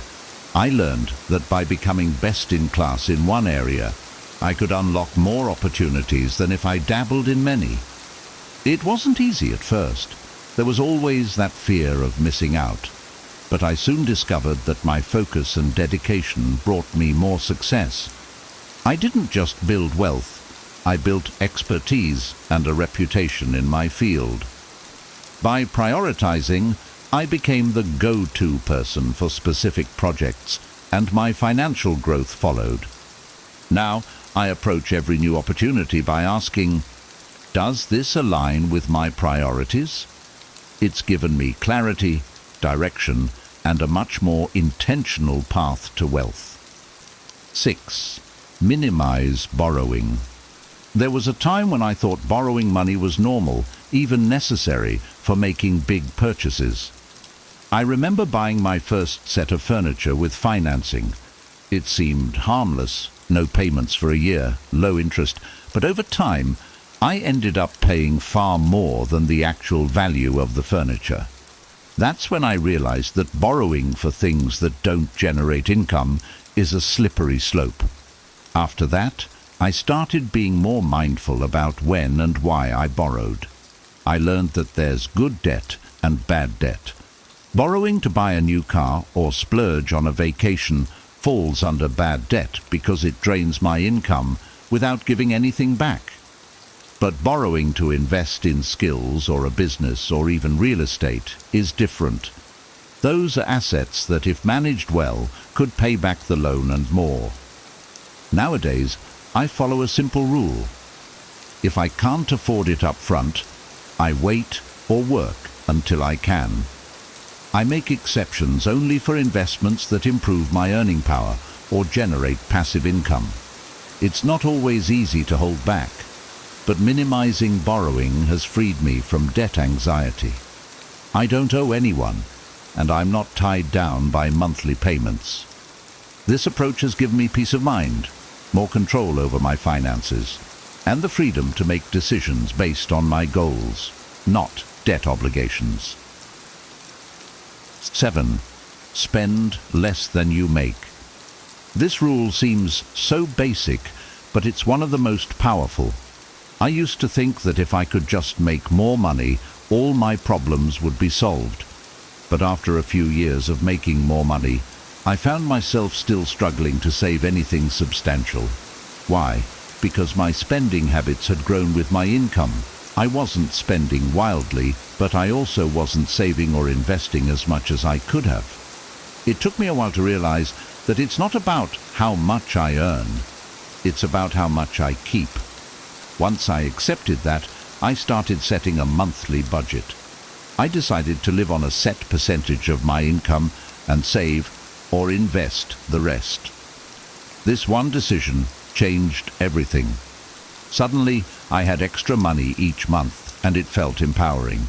I could use it to grow my emergency fund, invest in stocks, or put it into a side business. Now, I stick to the habit of spending less than I make, even when my income goes up. I've learned that true wealth doesn't come from earning a huge salary. It comes from consistently saving, investing, and living below my means. This approach has allowed me to build a safety net and work towards financial independence without feeling like I'm constantly chasing the next paycheck. 8. Have a ripcord budget. The idea of a ripcord budget might sound intense, but it's essentially an emergency plan for my finances. This was something I never thought I needed until I faced a sudden job loss early in my career. I had no backup plan and was living paycheck to paycheck, so losing my income was a huge wake-up call. I realized that if I wanted financial security, I needed to be prepared for the unexpected. Now, I keep at least 6 months of living expenses in a separate savings account, just for emergencies. This buffer has been a game changer for me. Knowing that I have that safety net means I don't have to panic or make rush decisions if something goes wrong, like a sudden job change, a health emergency, or an unexpected expense. It gives me the confidence to take calculated risks, knowing I have a cushion to fall back on. Having a ripcord budget isn't about expecting the worst. It's about being prepared for whatever life throws my way. It gives me peace of mind and allows me to focus on building wealth rather than constantly worrying about financial surprises. This safety net has kept me grounded through ups and downs, allowing me to make decisions based on long-term goals, not short-term fears. 9. Create multiple income streams. I used to rely solely on my job for income, believing that if I worked hard, I'd always have financial security. But after experiencing layoffs and economic downturns, I realized that putting all my eggs in one basket was risky. I needed more than one source of income to feel truly secure and financially free. That's when I started exploring other income streams. I began with small steps, investing in the stock market, starting a side business, and exploring real estate. Each new source of income took effort and patience, but it paid off over time. Today I have several streams of income, and the sense of security it gives me is invaluable. If one stream slows down, I'm not left scrambling because I have others to rely on. Creating multiple income streams has taught me the power of diversification. It's allowed me to take on new opportunities without worrying that a single setback will derail my financial progress. Building these streams took time and a willingness to try new things, but the freedom and peace of mind they provide are worth every effort. I no longer feel like my financial security hinges on one paycheck, and that's an empowering feeling. 10. Build a personal P&L. For a long time, I thought a profit and loss P&L statement was just for businesses, but then a friend who was financially savvy suggested I apply the same concept to my personal finances. At first it sounded like overkill, but the more I thought about it, the more it made sense. If I wanted to grow my wealth, I needed to have a clear understanding of what was coming in, what was going out, and what I was left with. So, I sat down and started tracking my income and expenses, just like a business would. I categorized my spending, set monthly goals, and calculated my profit, savings, at the end of each month. This process gave me a whole new level of clarity about my finances. I could see where I was overspending and where I could cut back. I also started setting specific savings and investment targets, which helped me stay accountable. Now, managing my finances with a personal P&L has become second nature. It's empowering to see my profits grow and to know exactly where I stand financially. This practice has helped me make better financial decisions, stay on top of my goals, and build a stronger foundation for wealth. Treating my finances like a business has been one of the most effective strategies for building long-term financial security. 11. Leverage compounding. When I first learned about the power of compounding, it felt almost magical. I'd always known that saving money was important, but it wasn't until I understood how compound interest works that I realized how powerful it could be. The idea that my money could grow exponentially just by being invested over time changed my whole approach to wealth building. I remember opening my first retirement account and starting with small, regular contributions. At first, the growth was slow, and I barely noticed a difference. But as the years went by, I started to see the compounding effect. My interest was earning interest, and that interest was growing on itself. Suddenly, what seemed like a modest investment was turning into something much larger. Now, I prioritize investing early and consistently. I contribute to my retirement account, my brokerage accounts, and other investments with a long-term perspective. I've learned that the earlier I start, the more time my money has to grow. Compounding has taught me patience and discipline. It's about playing the long game and letting time work in my favor. Looking at my growing investments today, I'm grateful that I committed to this approach early on. Compounding has shown me that small, steady contributions can lead to substantial wealth over time. It's one of the most powerful tools for building financial security, and it's as simple as starting early and staying consistent. 12. Define your why. For a while I thought building wealth was just about making more money, but as I worked harder and achieved more, I found myself wondering why I was doing it all. What was the point if I wasn't clear on what I wanted out of life? That's when I realized I needed a why, a purpose behind my goals that would drive me and keep me focused. I took time to reflect on what mattered most to me. I realized that my ultimate goal wasn't just financial freedom, but the freedom to spend time with family, pursue passions, and help others. My why became about creating a life where I didn't have to worry about money, so I could focus on the things that truly mattered to me. Knowing this changed everything. It wasn't just about accumulating wealth. It was about what that wealth would allow me to do. Today, whenever I feel unmotivated or frustrated, I go back to my why. It reminds me why I started this journey in the first place. Having a clear purpose has made every step more meaningful, and it helps me make financial decisions that align with my true goals. Defining my why has transformed wealth building from a task into a passion, because now every dollar I save or invest brings me closer to a life that fulfills me. 13. Money is a tool, not the goal. For years I made the mistake of thinking that money itself was the goal. I believed that if I just had enough money, I'd be happy and fulfilled. But after reaching a certain financial milestone, I found myself wondering, what's next? I had the money, but I still felt like something was missing. That's when I learned that money is a tool, not the goal. Money, I realized, is a means to an end. It can buy freedom, security, and the ability to pursue passions, but it doesn't define happiness or fulfillment. This shift in mindset changed how I approached my finances. Instead of obsessing over how much I had, I started focusing on what I could do with it. Could it allow me to spend more time with loved ones? Could it fund a project I'm passionate about? Could it give me peace of mind?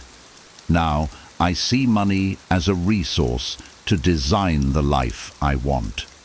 This perspective has made wealth building more rewarding because I'm not just accumulating money for the sake of it. I'm using it to create value in my life and in the lives of others. Understanding that money is a tool has freed me from financial stress and helped me focus on what truly matters. 14. Network is your net worth. Early in my career, I underestimated the power of a strong network. I thought that success was just about hard work and skills, but over time I realized that the people I surrounded myself with were just as important. One of my mentors once told me, "You're the average of the 5 people you spend the most time with." And it struck a chord.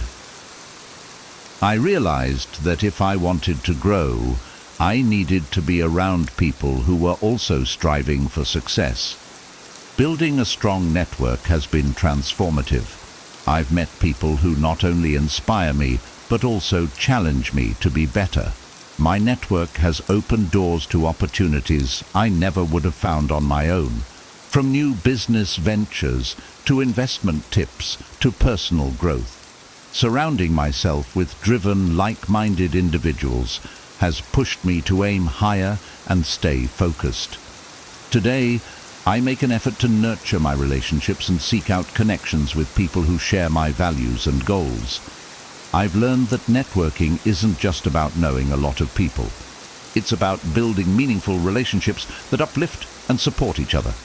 My network has become one of my most valuable assets, and I'm grateful for the doors it has opened and the growth it has inspired. 15. High tides. Rise. All boats. I used to think that wealth building was a solo journey, but over time I realized that helping others succeed has been just as important as my own growth. I remember a time when I hesitated to train a colleague because I worried they might surpass me or leave.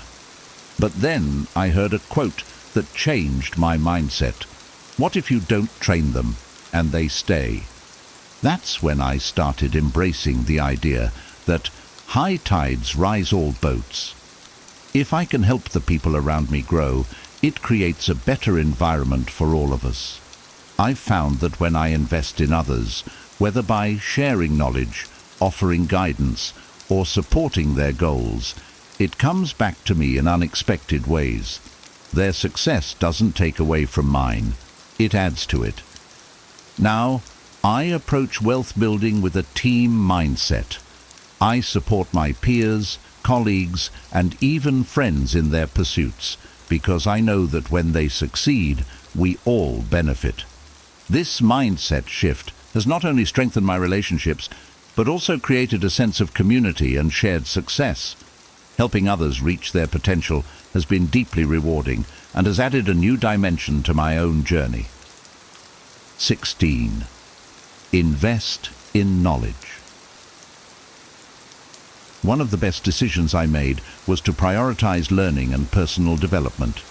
Early in my career, I didn't see the value in spending money on courses, books, or seminars. I thought I already knew enough to succeed. But as I started seeing successful people around me, I realized that they all had one thing in common. They invested in knowledge. They were constantly learning, expanding their skills, and growing their expertise. The first time I spent money on a course, I hesitated. It felt like a lot, and I worried it might not pay off. But that course ended up teaching me skills that made me more valuable in my career. It opened doors I hadn't even considered before. I started reading books on finance, business, and personal development, and each one gave me new insights that helped me make better decisions. Now, I make it a point to set aside a portion of my income for learning. I see it as an investment in myself, one that continues to pay off in ways I never imagined. Every book, course, or seminar adds to my skill set and makes me a better decision maker. Investing in knowledge has been one of the most valuable steps in my wealth building journey, and it's something I plan to keep doing for life. 17. Analyze risk-return ratios. For a long time, I thought all investments were the same. Either they were good or bad. But over time, I realized that each opportunity has its own risk and return profile, and understanding these ratios is key to making smart financial decisions. I remember one time I invested in a business idea without really evaluating the risks. I was caught up in the potential returns and didn't see the red flags. That investment didn't pan out, and I lost money. Since then, I've learned to approach every investment with a clear-eyed view of its risk-return ratio. I ask myself, What's the worst-case scenario, and am I prepared for it? I also consider the potential upside and whether it justifies the risk. Some investments, like stocks, offer high returns but come with higher risk, while others, like real estate, might offer moderate returns with lower risk. I've found that balancing these is key to building wealth without unnecessary stress. Now, I take time to analyze each investment carefully. I place my opportunities on a mental grid of high risk, high return to low risk, low return, and I choose based on my goals and tolerance. Understanding risk-return ratios has made me more strategic and helped me avoid impulsive decisions. It's given me the confidence to grow my wealth without taking on risks I'm not comfortable with. 18. Don't fear money. For a long time I had mixed feelings about money. I grew up hearing things like, money is the root of all evil, or rich people are greedy. These beliefs made me hesitant to pursue wealth, even though I wanted financial security. I found myself self-sabotaging, passing up opportunities, or feeling guilty whenever I earned more. It took me a while to realize that my relationship with money needed a serious shift. I started reading about money mindset, and one idea resonated with me. Money itself is neutral. It's how we use it that matters. That simple realization changed everything for me. I began to see money as a tool for good, a way to provide for my family, help others, and achieve my dreams. I stopped fearing money and started inviting it into my life with a positive mindset. Now, I see wealth as something that can amplify my values and purpose. I focus on creating a healthy, abundant relationship with money, free from guilt or negative beliefs. This shift has allowed me to grow my wealth without the mental blocks I used to have. Embracing money with a positive mindset has been a game changer, and I'm grateful every day for the freedom and opportunities it brings. 19. Pay yourself first. For years, I lived by the pay everyone else first mentality. Bills, obligations, even favors for friends, all of it came before my own financial needs. The problem was, by the time I got around to myself, there was rarely anything left. It felt like I was working hard, but getting nowhere financially. Then, I read about the concept of paying yourself first, and it clicked. I decided to make a simple change. Every time I got paid, I'd put a percentage into savings or investments before anything else. At first, it felt strange, like I was breaking some unspoken rule, but over time, it became a habit. By putting myself first, I started building a small but growing safety net. I began to feel more secure, knowing I was making progress toward my financial goals, no matter what else was going on. Now, paying myself first is a non-negotiable part of my budget. It's one of the most empowering habits I've developed, and it's helped me build real wealth. I no longer feel like I'm just working to make ends meet. I'm working to create a better future for myself. This habit has taught me the importance of prioritizing my own financial well-being and has given me the confidence to continue building my wealth. 20. Give to get. I used to think that giving away money was counterproductive to building wealth. After all, shouldn't I be saving and investing every penny to reach my goals faster? But over the years, I've realized that giving can actually be a powerful tool in wealth building. I remember the first time I donated a significant amount to a cause I cared about. It wasn't a huge amount, but it felt impactful, and the gratitude I received made me feel like I was part of something bigger. Since then, I've made giving a regular part of my financial plan. Whether it's supporting charities, helping out a friend in need, or even giving my time to volunteer, I've found that giving enriches my life in ways that go beyond money. It brings a sense of purpose and connection, and it reminds me of why I'm building wealth in the first place, to make a positive impact. Interestingly, the more I give, the more opportunities seem to come my way. I don't know if it's karma, good energy, or just the power of generosity, but giving has opened doors and brought incredible people into my life. I've learned that wealth isn't just about what I accumulate, it's about what I contribute. Giving to get has become one of my most fulfilling principles, and it's one I plan to keep practicing as I continue my journey. Now that you've heard the 20 rules that transformed my financial life, it's your turn to put them into action. Remember, building wealth isn't about quick wins. It's about consistent, smart decisions that lead to long-term freedom. I hope these rules not only inspire you, but also give you practical steps to start creating the financial future you want. If you found value in this video, please give it a thumbs up. It really helps the channel reach more people. Don't forget to subscribe for more insights and strategies on building wealth, finding purpose, and living a fulfilling life. And, of course, I'd love to hear from you. Drop a comment below with your thoughts, questions, or the rule that resonated with you the most. Let's start a conversation and help each other grow. Thank you for watching, and I'll see you in the next video.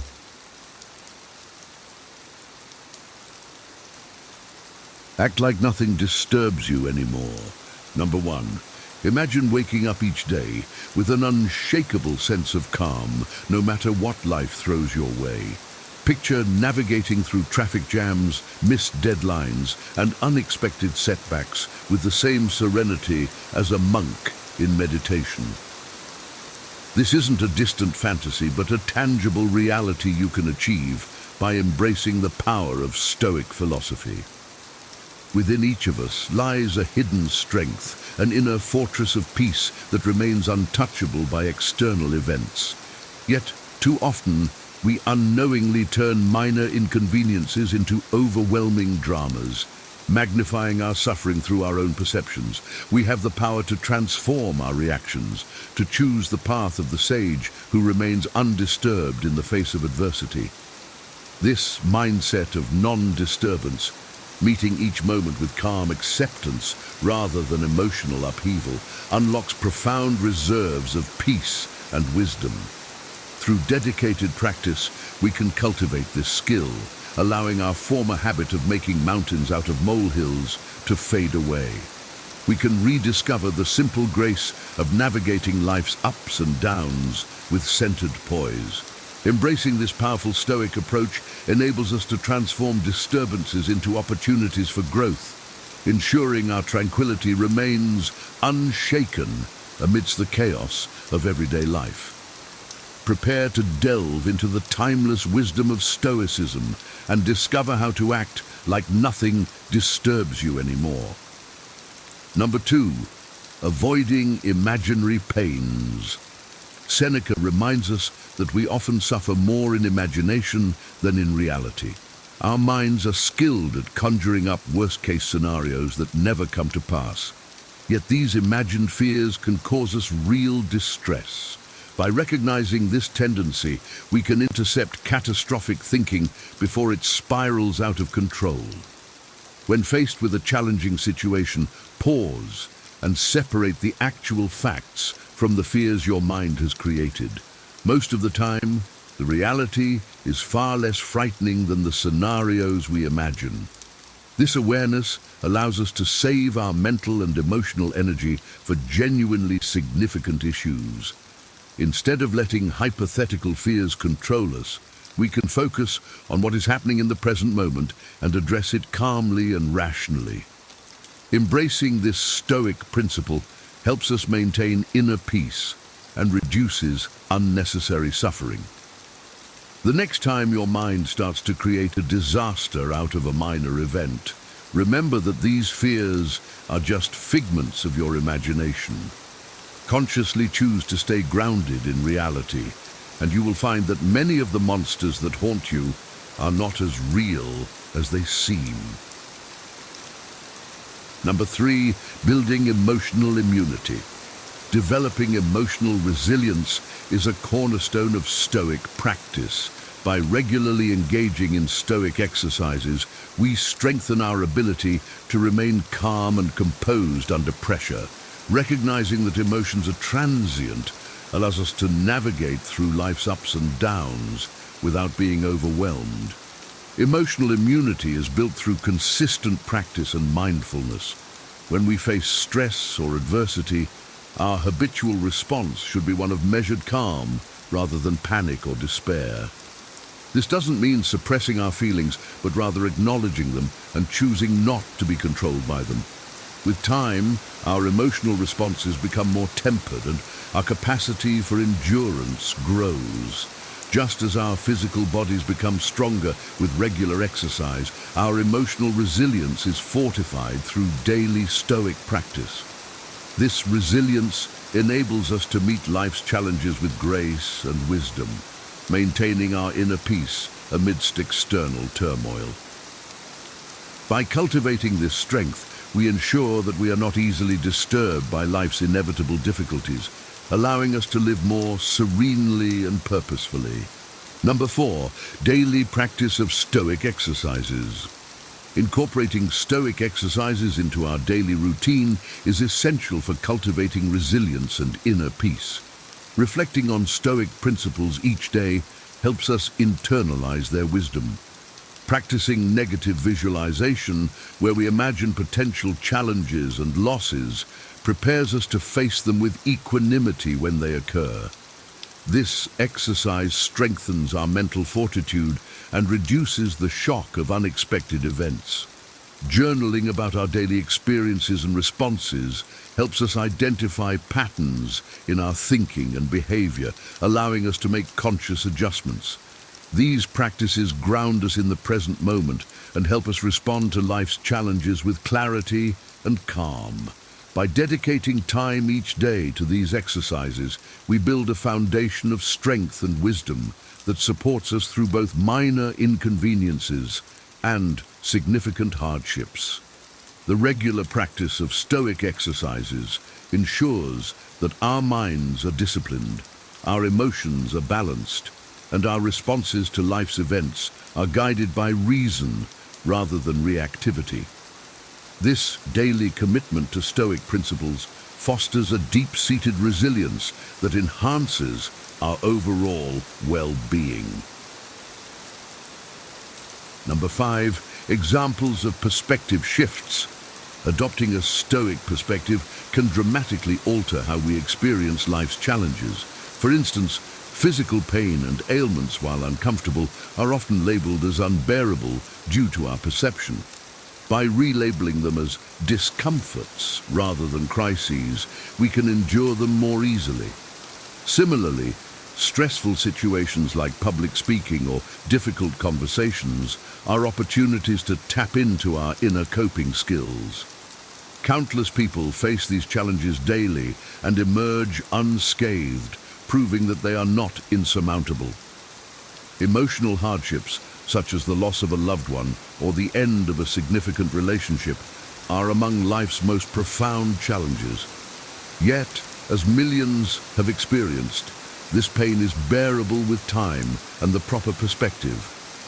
By viewing these hardships through a Stoic lens, we understand that most of our suffering is self-created. We magnify our troubles by resisting reality instead of accepting it with calmness. Shifting our perspective to see challenges as manageable rather than overwhelming allows us to navigate life's ups and downs with greater ease and resilience. Number 6, questioning endurance. Marcus Aurelius challenges us to question our inability to endure hardships. When we declare something unbearable, we should ask ourselves why. Often, we find that our reasons lack substance. Most of what we face is endurable when viewed objectively. Our minds have a tendency to magnify challenges, making them seem more significant than they are. By examining these perceptions, we often find that the difficulties we face are within our capacity to handle. For example, physical pain, such as a headache or backache, while unpleasant, is not genuinely unbearable. We have endured similar discomforts many times before. Stressful situations like public speaking or challenging conversations cause anxiety beforehand, yet people face these scenarios daily without falling apart. Emotional hardships, such as the loss of a loved one, are undeniably painful, but millions have borne this pain and emerged resilient. By rigorously questioning why we deem something unbearable, we often find that it is our perception, not the reality, that makes it so. This insight allows us to endure with greater strength and composure, understanding that we possess more grit than we realize. Number 7, choosing how to view situations. One of the most powerful teachings of Stoicism is the idea that our suffering often arises from our interpretation of events rather than the events themselves. Epictetus famously said, "People are not disturbed by things, but by the views they take of them." This principle reminds us that we have control over how we view any situation. A traffic jam can be a source of immense frustration for one person, while another may see it as an opportunity to enjoy an audiobook. The facts remain the same. It is our perspective that creates our experience. By choosing to adopt a rational and objective viewpoint, we can mitigate much of the unnecessary suffering that comes from catastrophizing and negative thinking. When faced with setbacks, disappointments, or daily irritations, we have the power to decide how much they will affect us. By training ourselves to view situations through a Stoic lens, we cultivate a mindset that seeks solutions and remains calm, regardless of external circumstances. This shift in perspective can transform our lives, allowing us to maintain inner peace and resilience. Number 8, the role of acceptance in Stoicism. Acceptance is a fundamental aspect of Stoic philosophy. It involves embracing reality as it is, without resistance or denial. This does not mean passive resignation, but an active choice to acknowledge and work with the circumstances we face. By accepting what cannot be changed, we conserve our energy for what we can influence. This mindset helps us navigate life's challenges with greater ease and reduces unnecessary suffering. Developing a habit of acceptance allows us to respond to difficulties with calmness and clarity. When we stop fighting against reality, we find that many of our struggles diminish.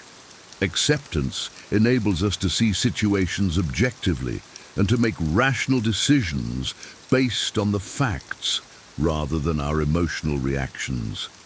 This principle is particularly powerful in dealing with setbacks and obstacles, which are inevitable in life. By accepting them as part of our journey, we can adapt and move forward with grace. Embracing acceptance helps us maintain our inner peace and resilience, no matter what life throws our way. Number 9, philosophical insights. Epictetus teaches that it is not the events themselves that disturb us, but our interpretations of them. This insight is crucial for maintaining inner peace. By differentiating between the objective facts of a situation and our emotional reactions, we can prevent unnecessary suffering.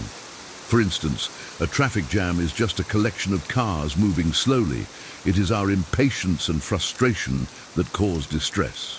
Similarly, losing a job is a challenging experience, but it is our fear of the future and feelings of inadequacy that magnify the pain.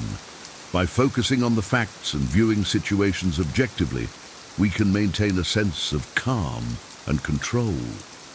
This approach allows us to respond to life's challenges with wisdom and composure. When we strip away our emotional narratives and focus on the reality of a situation, we often find that it is more manageable than we initially thought. This Stoic practice of maintaining objectivity helps us navigate life's ups and downs with greater resilience and serenity. Number 10, adopting a resilient posture. Embracing difficulties with a posture of strength and calm is a hallmark of Stoic philosophy. When we encounter challenges, it is crucial to maintain perspective and engage in problem solving rather than succumbing to panic or despair.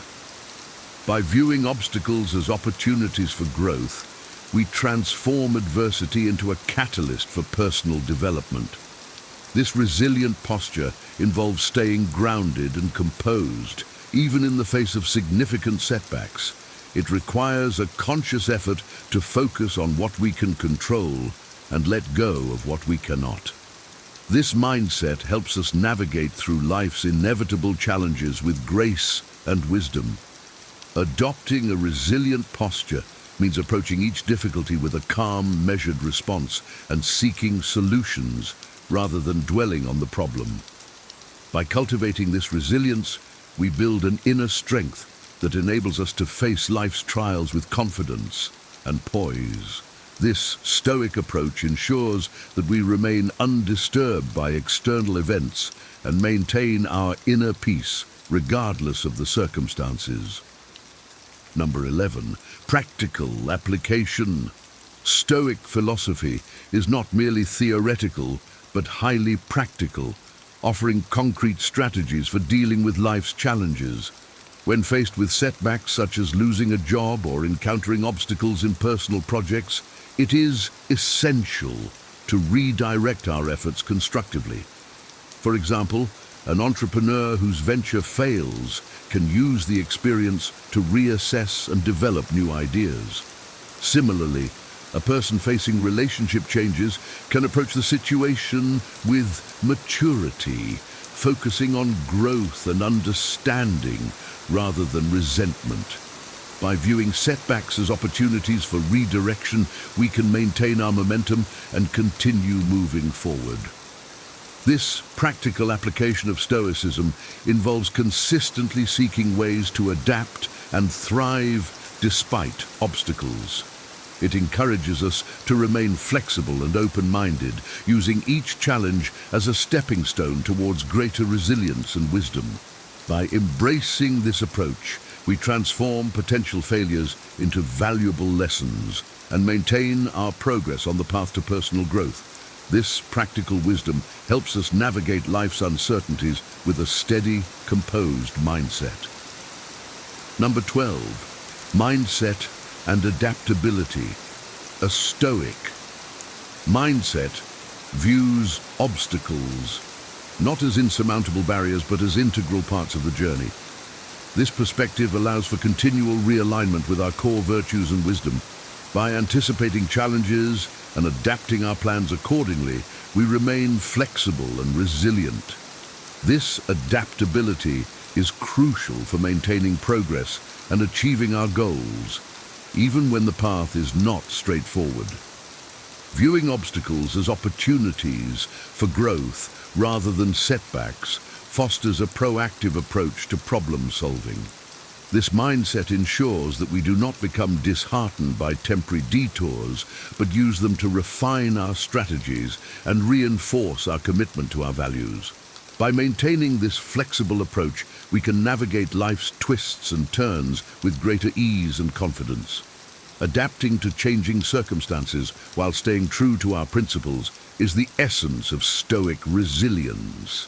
This mindset empowers us to transform obstacles into opportunities, ensuring that we remain steadfast on our path to personal growth and fulfillment.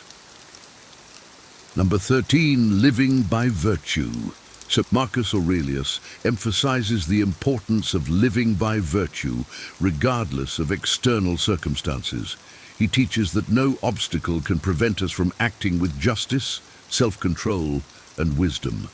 By embracing obstacles as opportunities for growth, we align our actions with our highest values. This approach transforms challenges into catalysts for personal development. Living by virtue means consistently choosing to act ethically, even when faced with difficulties.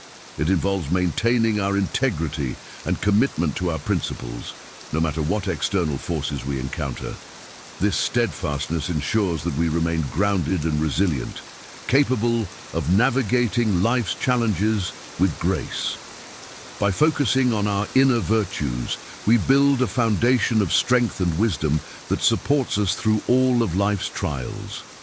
This Stoic commitment to virtuous living empowers us to face obstacles with courage and equanimity, knowing that our true strength lies in our character and ethical choices. Number 14, compassion for genuine hardship. Stoicism acknowledges the reality of severe hardships such as illness, abuse, and war. While these situations represent profound suffering, many have summoned heroic resilience in the face of such adversity. It is essential to retain compassion for those enduring unimaginable trauma and pain. At the same time, Stoicism teaches that ordinary struggles are often more manageable than we perceive. By maintaining a perspective of resilience and strength, we can face our challenges with greater courage and determination.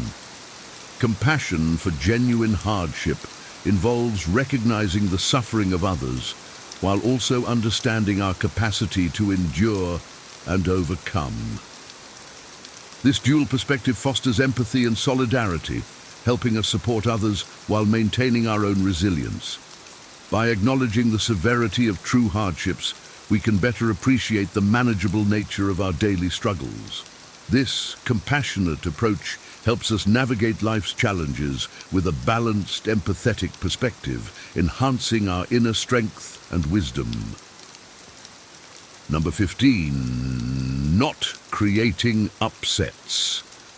Marcus Aurelius advises us not to turn situations into crises unnecessarily. Often, we blow minor inconveniences out of proportion, creating unnecessary distress. By choosing calm acceptance over emotional reactions, we can navigate daily annoyances with ease. A missed train, a rude comment, or a delayed flight need not be a source of significant upset. When we resist the urge to dramatize minor events, we maintain our inner peace. This principle applies to both minor daily irritations and larger life challenges. By practicing mindful detachment, we can prevent ourselves from being unduly disturbed by life's inevitable inconveniences.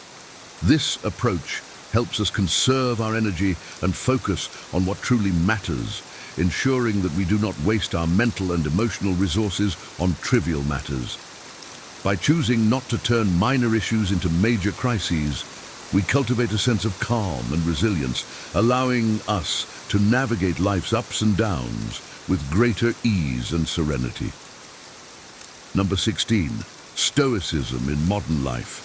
Applying Stoic principles to contemporary challenges can help us navigate the fast-paced modern world with greater ease and wisdom. The core teachings of Stoicism remain relevant today, offering practical strategies for maintaining inner peace amidst external chaos. By balancing Stoic detachment with modern responsibilities and relationships, we can live a more harmonious and fulfilling life. This involves integrating Stoic practices into our daily routines, such as reflecting on our actions, practicing mindfulness, and maintaining a perspective of calm acceptance. By doing so, we cultivate resilience and adaptability, enabling us to handle the stresses of modern life with grace. Stoicism teaches us to focus on what we can control and let go of what we cannot, providing a framework for navigating the complexities of contemporary existence. By embracing these timeless principles, we can achieve a balanced, centered approach to life, ensuring that we remain undisturbed by the ever-changing circumstances around us. Number 17, mindful detachment. Refraining from self-created suffering is a crucial Stoic practice. By maintaining energy and clarity for true priorities, we can avoid the unnecessary turmoil that comes from overreacting to minor events. Mindful detachment involves observing situations without becoming emotionally entangled in them. This approach helps us stay grounded and focused on what truly matters. By practicing mindful detachment, we can navigate life's challenges with a sense of calm and resilience, ensuring that we are not easily disturbed by external events. This practice allows us to conserve our mental and emotional resources for addressing significant issues rather than wasting them on trivial matters. By cultivating this habit, we can maintain a sense of inner peace and clarity, even in the face of adversity. This Stoic principle empowers us to remain composed and focused, ensuring that we are not swayed by the inevitable ups and downs of life. Number 18, final thoughts. Imagine a life where the storms of daily existence don't rattle you, where each challenge is met with unwavering calm and composed strength. This is the gift of Stoic philosophy, a path to enduring peace and resilience. Remember, it's not the events themselves that disturb us, but our interpretations of them. By practicing Stoicism, we reclaim our power over our reactions, transforming obstacles into opportunities for growth. As you journey forward, embrace the Stoic mindset. Focus on what you can control, accept what you cannot, and meet each moment with calm acceptance.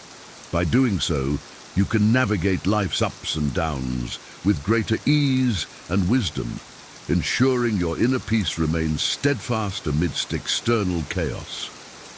Now I invite you to reflect on your experiences. Have you faced challenges that tested your resilience? How did you respond? And how might a Stoic approach have made a difference? Share your thoughts and stories in the comments below. Your insights could be the spark that inspires others on their path to tranquility. Let's create a community of shared wisdom and support, helping each other to act like nothing disturbs us anymore.